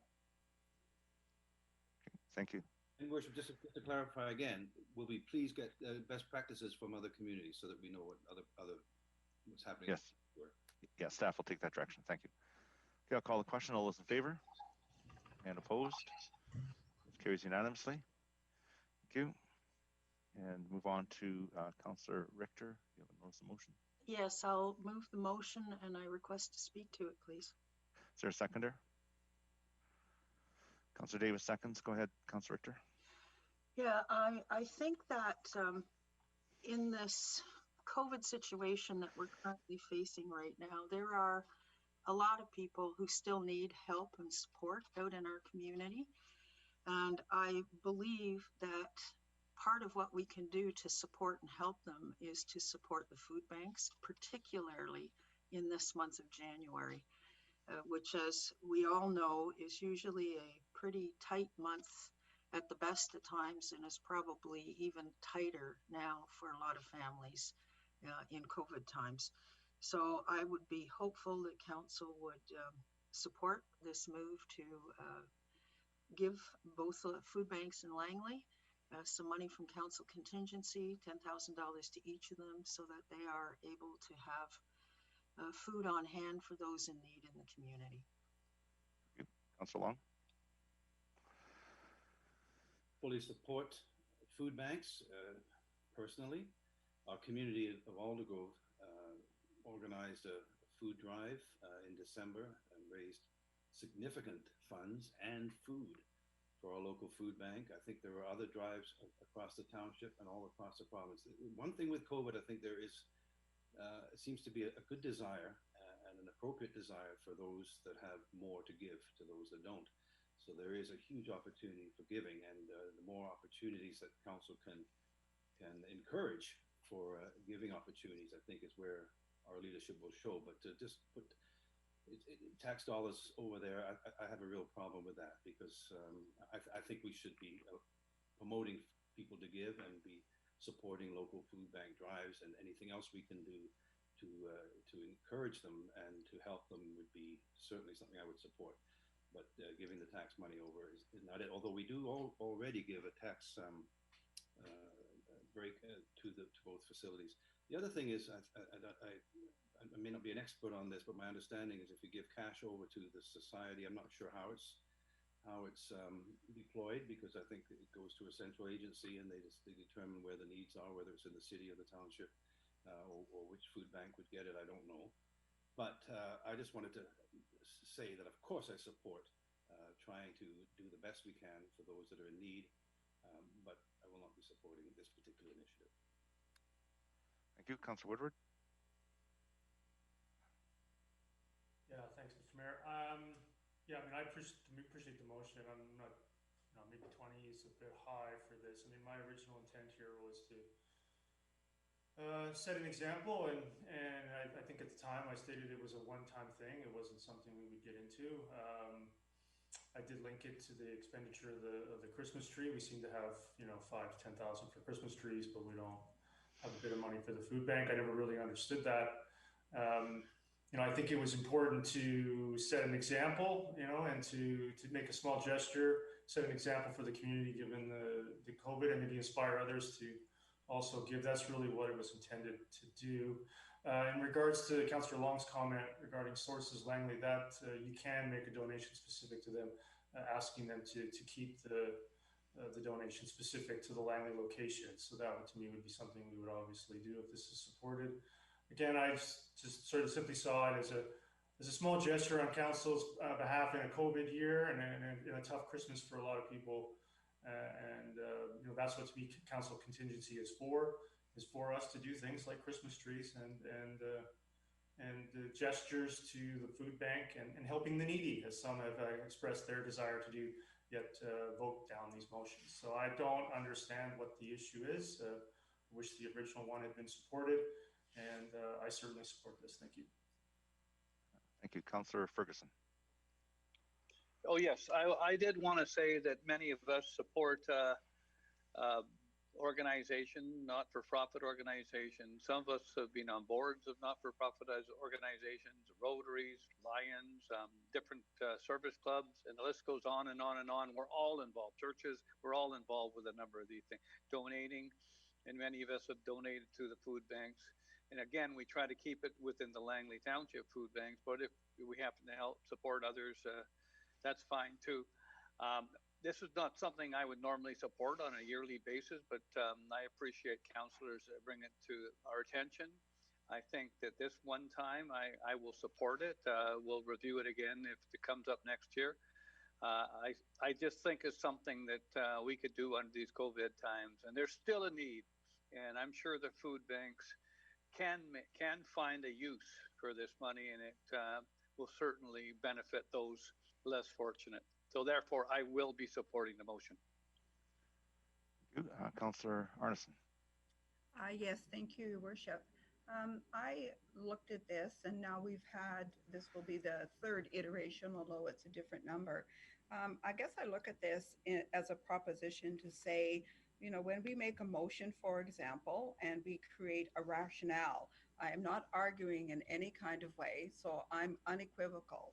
I know that we have need in the community. I know that there are individuals who are particularly struggling due to COVID.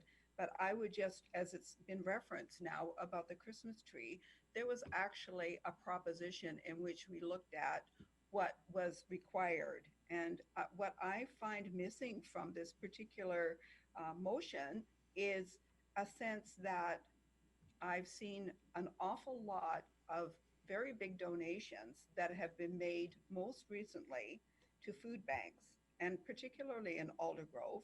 And I'm not suggesting that it meets a need, but what I would look at is this the way that we wish to use council contingency when, for example, an alternative might be recently the bank, the food bank, the Aldergrove Food Bank said that they were looking for a depot.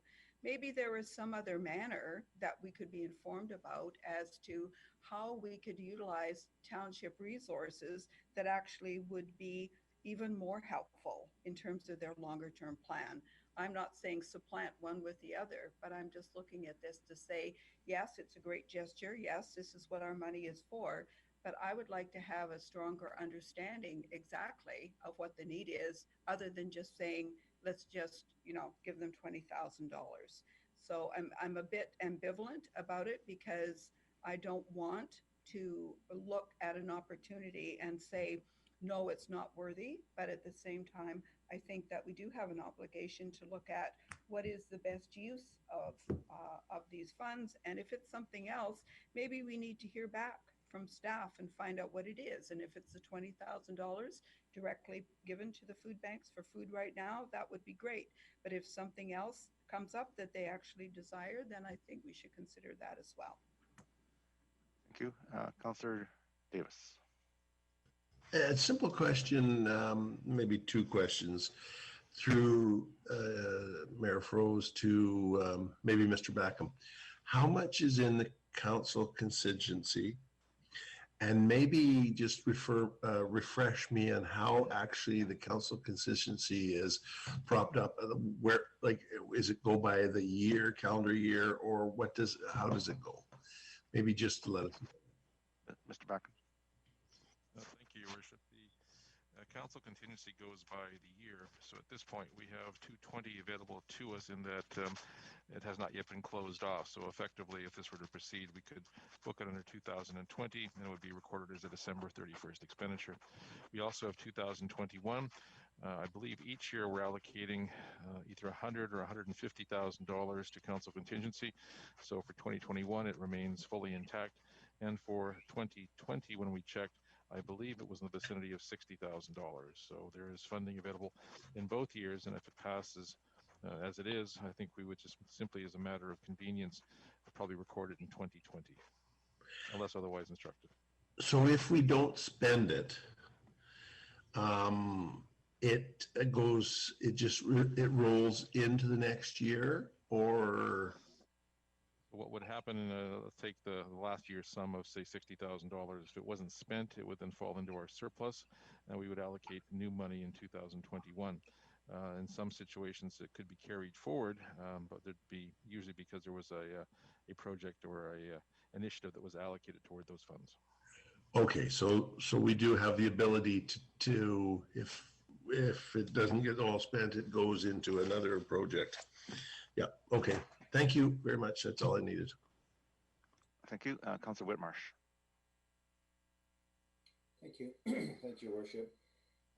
This is our third time that we've kind of discussed this similar topic with different amounts. And, I certainly understand the need in the community, connected to lots of different organizations that, that do provide for the needy in our community. And we have many besides the Langley Food Bank. The Langley Food Bank, we have two of them. They are certainly one of the organizations that does a lot to feed people in our community, but there's many others that also do that. And I guess, one of my concerns is how do we decide as a council which ones we want to support and which ones we don't want to support, and to target one group that certainly does a lot for our community, but might be one of the more well-known groups that might have the opportunity to raise funds more than many of the others. I'm not sure why we're targeting them, why we pick them and don't pick some other group. So, for me, it's similar to, the same kinds of things we do. And I recognize it's not about money, but we don't, with flags and those kind of things and proclamations that we discussed before, why would we now identify one group to give money to and not select the other groups? So, for me, it's I think we can do a lot of other things as council. We can encourage people to give. We can reduce taxes. We can help them find other places for them to do their business. We can probably promote them in ways, and that allows us to be fair and treat all people in the community the same. And so it's not about not wanting to help the needy. I think I think it's not right that some council members suggest that if you vote no to this, you don't care about helping the needy. That's just simply not true. Each of us gives personally, gives in ways that we want to contribute to our community.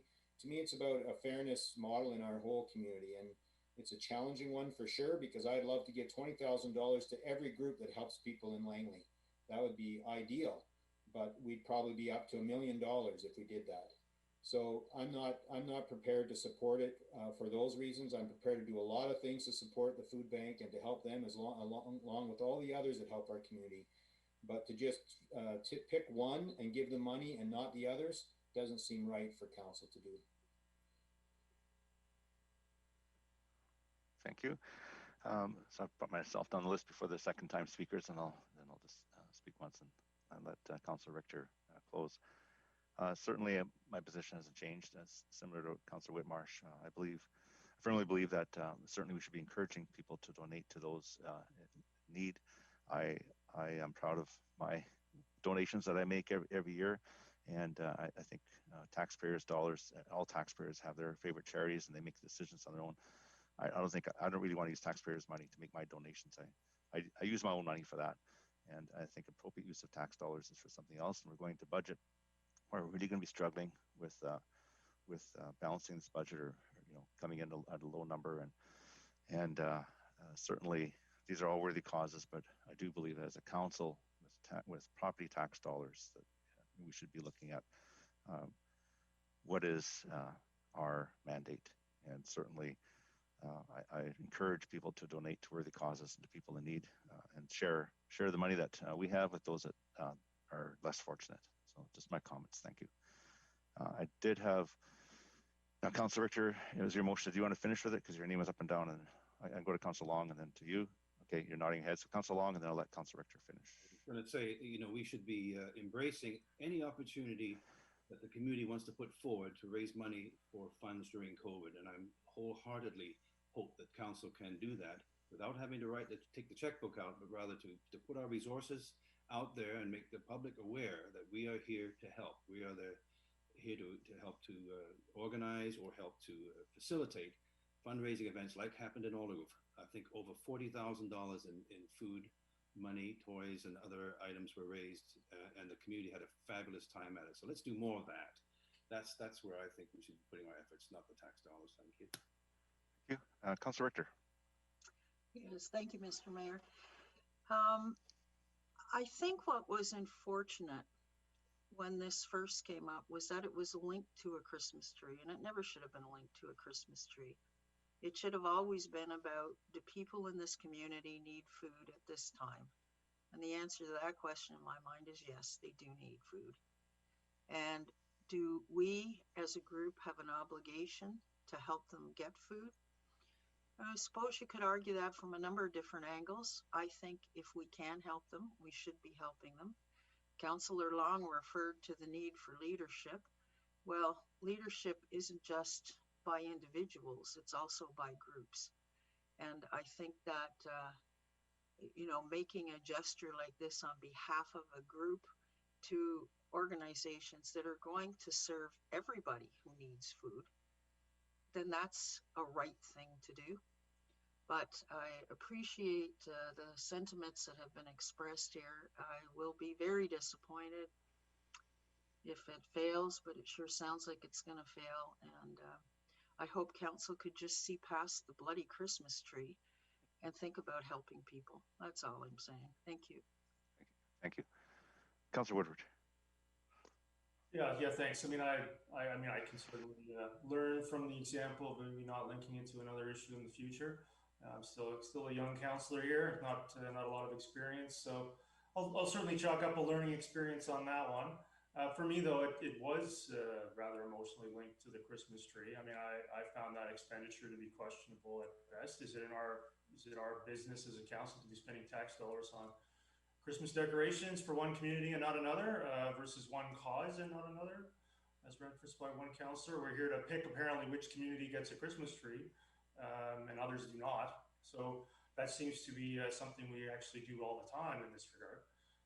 So I felt that that this was a specific issue that was one to show some leadership on. An example, there was significant media coverage about a lot of the challenges that some of the food banks were facing, and I thought a small gesture of an example of leadership and that would be helpful for the council and the mayor to express. Others don't agree, that's fine. I don't understand this bizarre linkage to private donations. I give money privately as well. It's got nothing to do with my council role. This was done as, I think, an example for council. It didn't really occur to me that it would be voted down to begin with. Maybe 20,000 is too much, but I'll support the motion because, again, I think the principle is a good one. I think the need has been well established, and I think we've all been very clear. This is not about using tax dollars in some bizarre way. This is about showing leadership for an area that's in great need, and that's what council contingency is for. That's for council to do these small things and these small gestures in the community, such as Christmas trees, which I'll remind everybody I supported with significant reservations.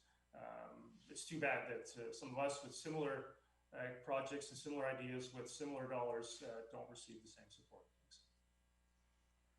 All right, I'll call the question. All those in favor?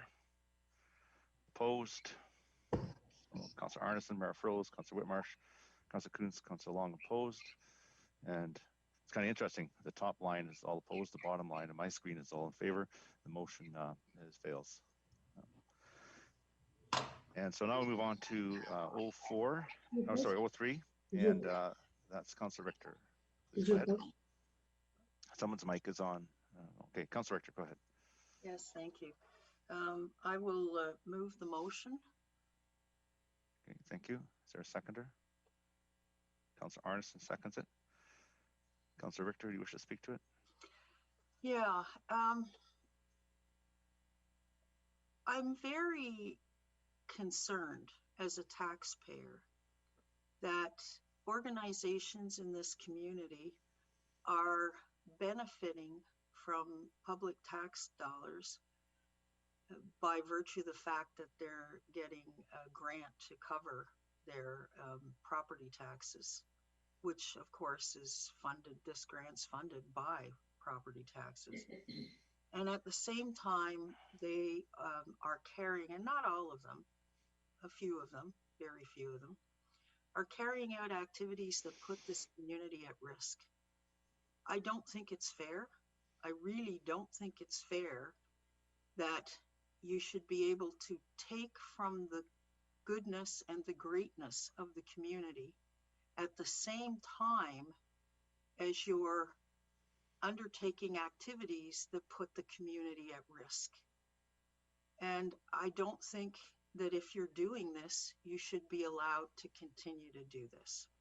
So this particular motion basically says, if you have put the community at risk by your activities that are in direct contravention to public health orders put out by the provincial health officer, as well as the province, and which are of course required by us to uphold and to help enforce, then you shouldn't be able to get funding from a public source to continue these activities that put the community at risk.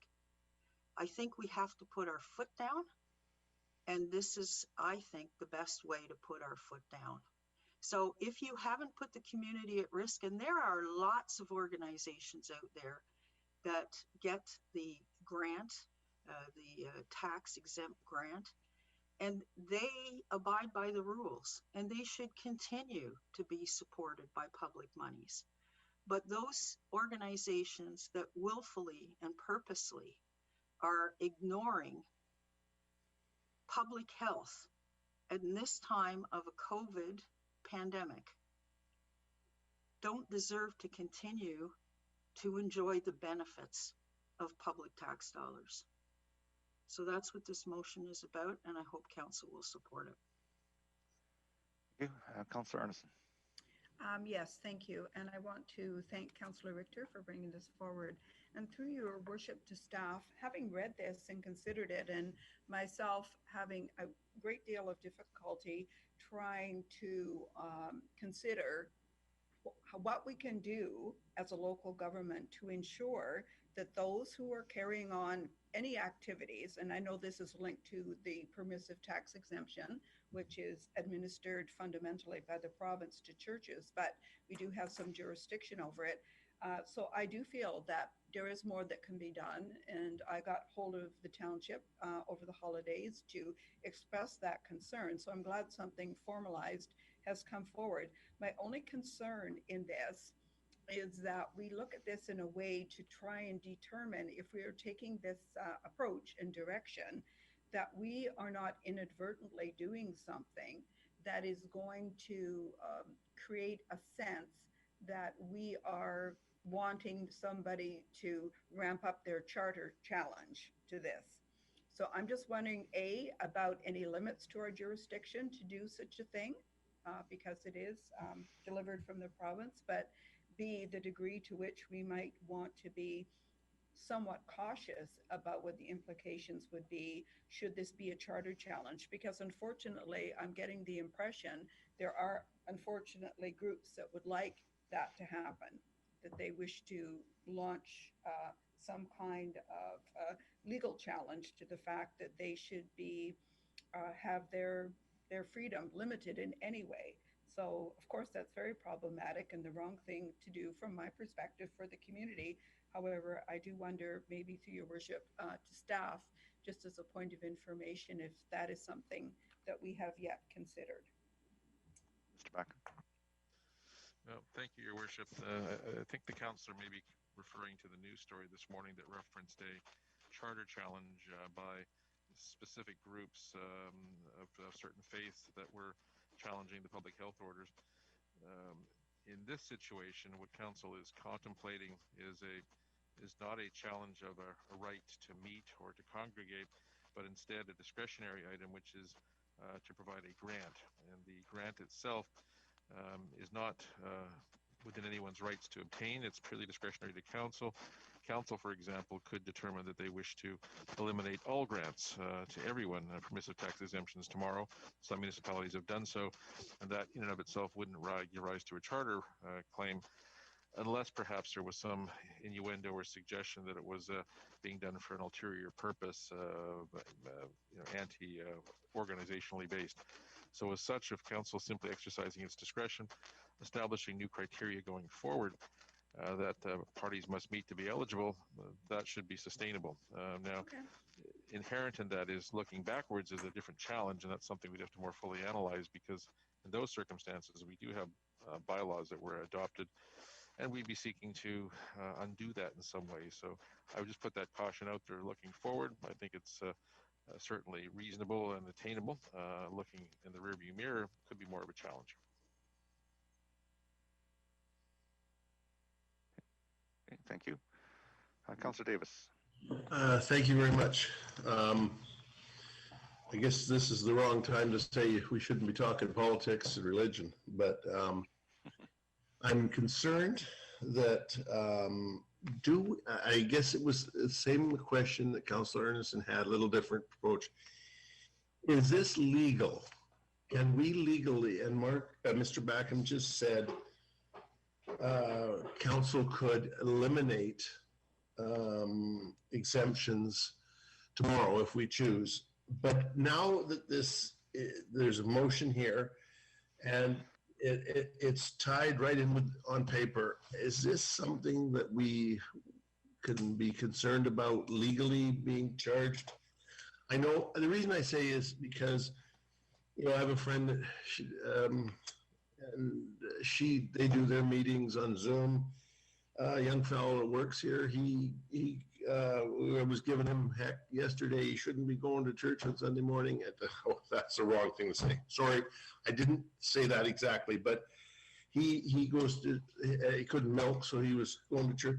And I said, "Oh, you're not supposed to be meeting." And he said, "Well, there's 4 of us." He's a sound man. They go to church. The minister stands there. He sits in the back of it, and they run a meeting that way. So in Milner here, we had there was 10 or 15 cars spread out in the parking lot, and the minister was standing on a soapbox or standing on a podium. He was 50 feet away from everybody. So there's ways around this. So I don't believe that this motion says we're going to censor what you're saying, how you're saying it, the tune of religion or faith or anything like that. It's just saying that we can't support a tax deduction rate if you are disobeying the head medical ministry headquarters. And so I just wonder, is this legal? And I know Mr. Backham just gave us an answer, but if this goes ahead, this is on paper, and it is specifically says that, hey, if you participate, and if you're suspended by the provincial health officer, this could get you in more hot water down the road. Anyhow, I guess maybe it's a comment. I don't know if it's an answer, Mr. Backham or Mayor Froese. Okay, thank you. Thank you, Mr. Backham. Did you want to comment on it? Thank you, Your Worship. I guess 2 comments come from that. The first comment is the matter of a meeting, and it sounded like the meeting being referenced before was actually for the purposes of some sort of production, such as audio or video production or visual production, which I think that there are provisions to permit those, especially if the certain safety standards are put into play, and as well if certain distances are maintained throughout that. So I think that's a bit of a different situation. As to the situation before us, I think the concern still reiterates terms of the parties that are most affected. And I would look at the language of it again, and it's really dealing with public health issues and could apply to any organization or group, whether it be faith-based, service club, or anyone. And it says that they've not been cited for non-compliance of orders issued. They confirm they've not been fined, that this information be brought to council's attention prior to deliberation. Again, no decision to be made, and advise the possible mechanisms to review or recoup. Those all suggest a broad-based policy decision. And the other thing that's always inherent in these is subject to council's financial viability, or the corporation's financial viability to proceed. So for the first part of it, I think it's certainly in order. And the last part is the one that would take a bit more, I think, review, only because that's actually acting after we've had a decision or deliberation made by council as evidenced by a bylaw. So it's a bit of a different one. But again, that section asks for advice, not for direction, or it doesn't provide staff with any direction.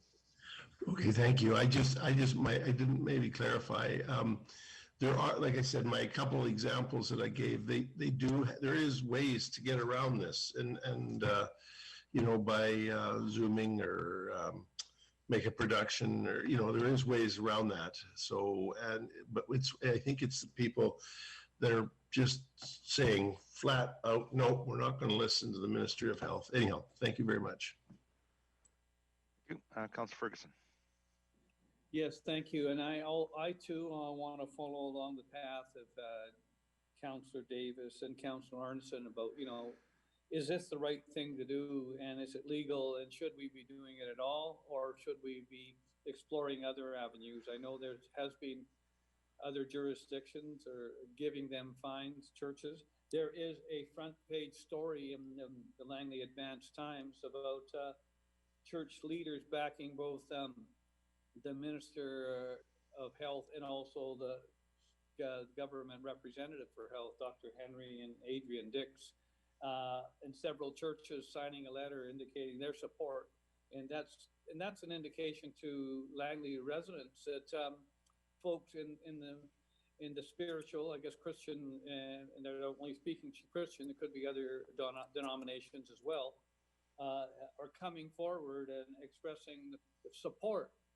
Now, would it be our right for those not supporting and those being fined for us to come after us, or let them proceed accordingly with their already existing challenges, and for us to continue to support those that find them? And I think right now is the best time. There's so many changing arguments to, sit back and wait rather than proceed with this manner. And this manner might seem and appear heavy-handed and perhaps not the right route right now. Now, that could change in the future. But I think it's important for us just to follow with the appropriate legal areas, and us to perhaps let our bylaw people do their work and express concerns accordingly. So that's why it's difficult for me to support this thing in its entirety. But perhaps if it got referred back and we got more of a clarification of what we're doing, that would help me as well. Thank you. Thank you. Councillor Whitmarsh. Thank you, Your Worship. Yeah, I like the basic tenet behind this motion. I think that I've been disappointed by the actions of some of the groups in our community that have chosen to disregard those things that come from the ministry and the orders that have been given, and to somehow believe that they don't have to follow those orders. So I'm frustrated by that, and I do think that as a community, we should do what we can do to support those orders. And it doesn't. I like the basic concept of this motion. I'm not sure if the wording of the last paragraph is exactly right in terms of the law, but Mr. Backen suggested that they could certainly look at it and make some slight adjustments. It is only asking staff to advise council. It's not making a statement. So in general, I am supportive of this. And I'm the only challenge, the only concern I have is I know that some of these groups are going to be looking at maybe a potential charter challenge to those public orders. And if they were to be successful on that, then that, of course, would probably come back to us to change our position again for those churches or groups. It might not be churches, but groups. We might have to reverse our position if, in fact, they were successful in that challenge. But up until that point, I'm supportive of us moving forward with something like this. Thank you. Councillor Richter. Yes, thank you, Mr. Mayor.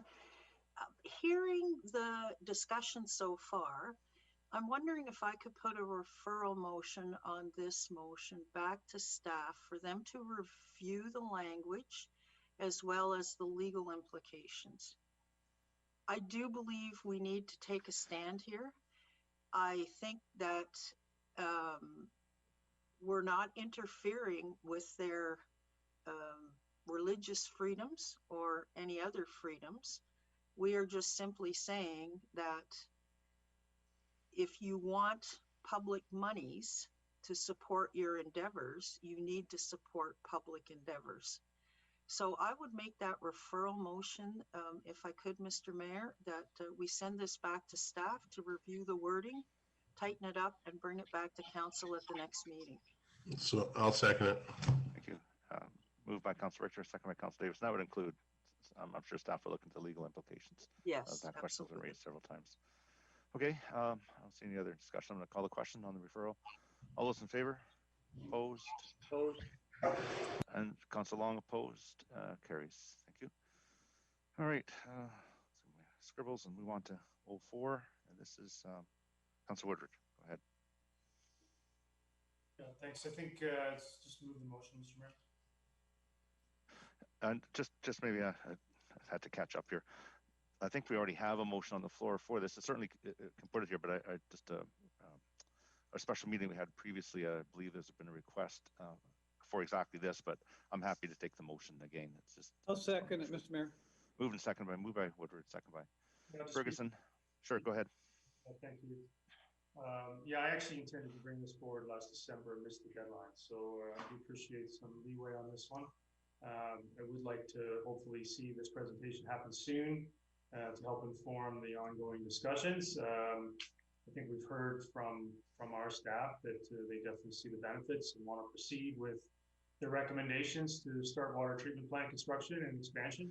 I really would like to hear from the regional authority on some other alternatives prior to committing to that direction. Fair enough. All right, I see no further discussion. I'll call the question. All those in favor? Opposed? It carries unanimously. Is there any other business? Seeing none? Oh, Yes, yes. Councillor Richter, yeah. Yes, thank you, Mr. Keep Mayor. fogging up my glasses with this mask. I don't know. I wanted to go back to the items distributed list and just flag, I've got 1, 2, 3, 4, 5, 6 here for staff just to follow up with staff on. So the first item is from the December 14th items distributed, items number 10 and 11, which concern parking in Willoughby on 206th and 96th A Avenue. We had a couple of letters come in. These are on pages 21 and 22. And I was wondering if council could get an update from staff on what's happening there and what can be done to fix it. Got that, thank you. Okay. Yes.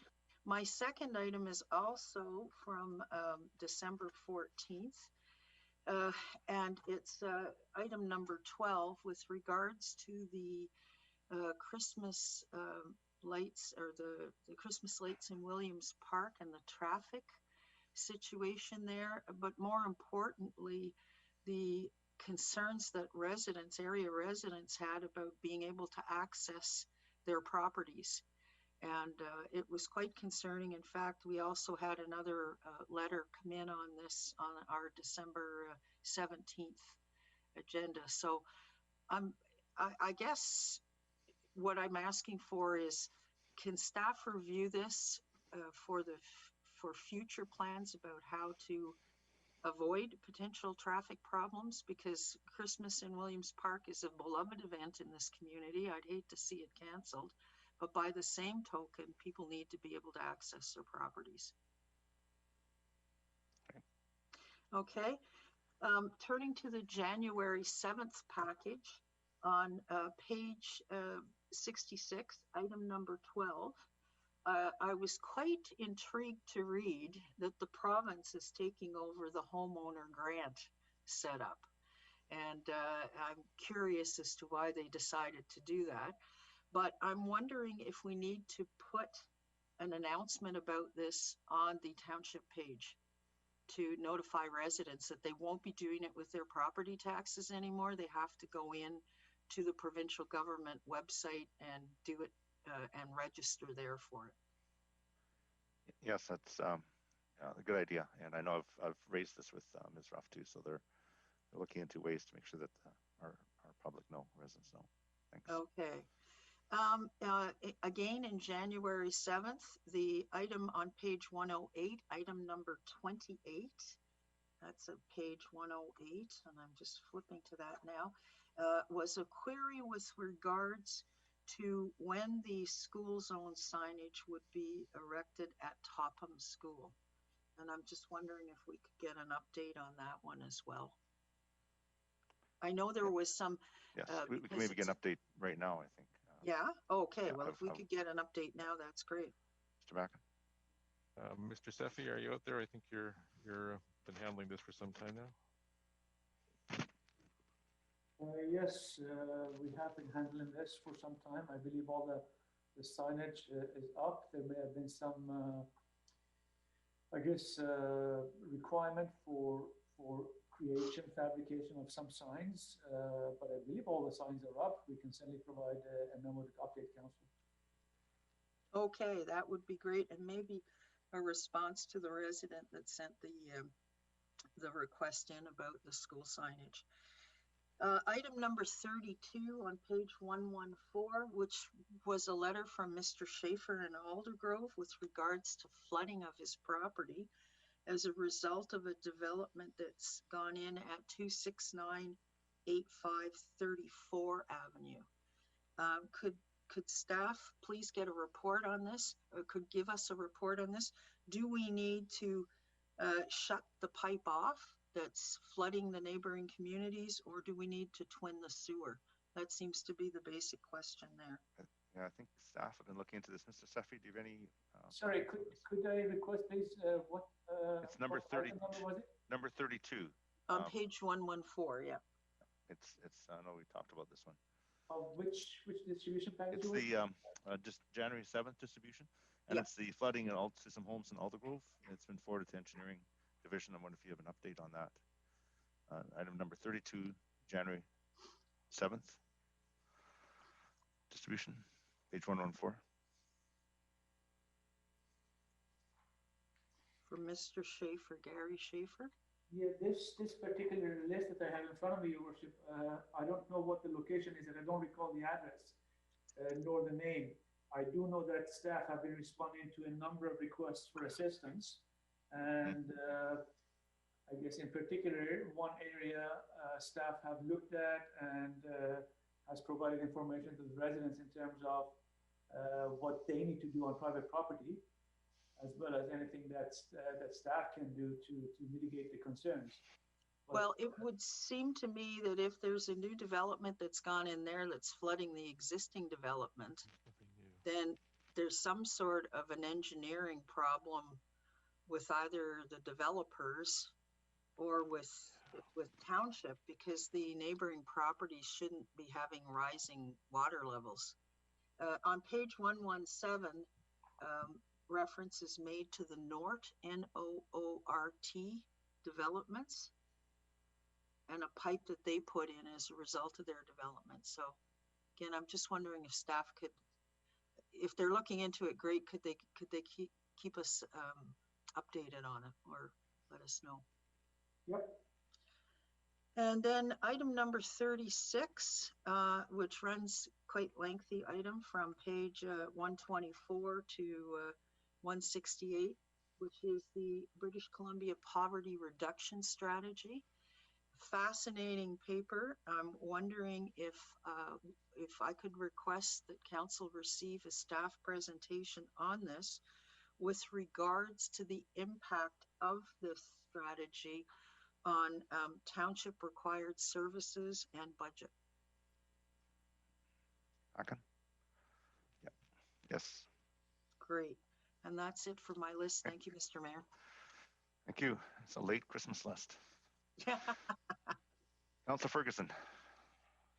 Yeah, thank you, Mr. Mayor. A couple of quick things. The very first thing is for the election, we have an election coming up for a by-election for a school trustee. And I was just wondering, looking at the advanced polls, it seems like the Groves are both covered, if I may through chair to staff, both Aldergrove and Walnut Grove. Are there any other advanced polls for this particular school trustee by-election? Ms. Bauer. Yes, there is another advanced poll. It'll actually be located at the Civic Facility. This year we're finding complications in finding locations. We don't want to use the schools for advanced polls as we, due to COVID.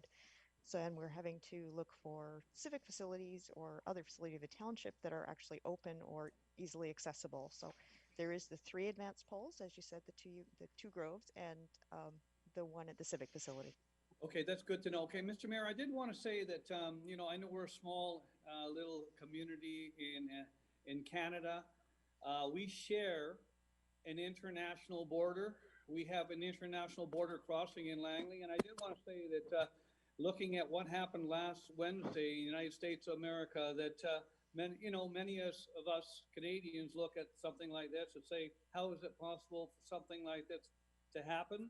You know, as we all know, democracy is not perfect. I know that more than anybody. I've been in over 10 elections, but it works, and people have fought for our right to have democracy, world wars, revolution, civil war, etc. And I hope that, you know, us looking and reflecting on that, our American friends, that we can hope and pray and support them as best we can, because in supporting their democracy, we're supporting our own as well.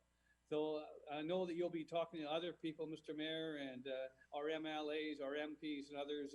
It's important to support those that support democracy. And I wanted to make that point. Thank you, Mr. Mayor. Thank you for that. All right. Is there any other business? I see none. Thank you. I need a motion to resolve the special closed.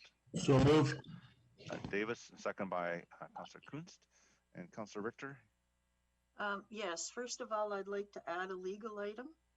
Legal, okay. And second of all, I'm questioning item F1 as to why it is on a closed agenda. Okay, so thank you. We'll deal with that in close. Thank you. So that's everyone. Call the question for the items on the agenda and Councillor Richters. And is there any on table? No on table. Call the question. All those in favor? Opposed and carried. And motion to terminate. Terminates. And Councillor Davis, slow on the draw, seconds it. All those in favor? Opposed? Carried. Thank you.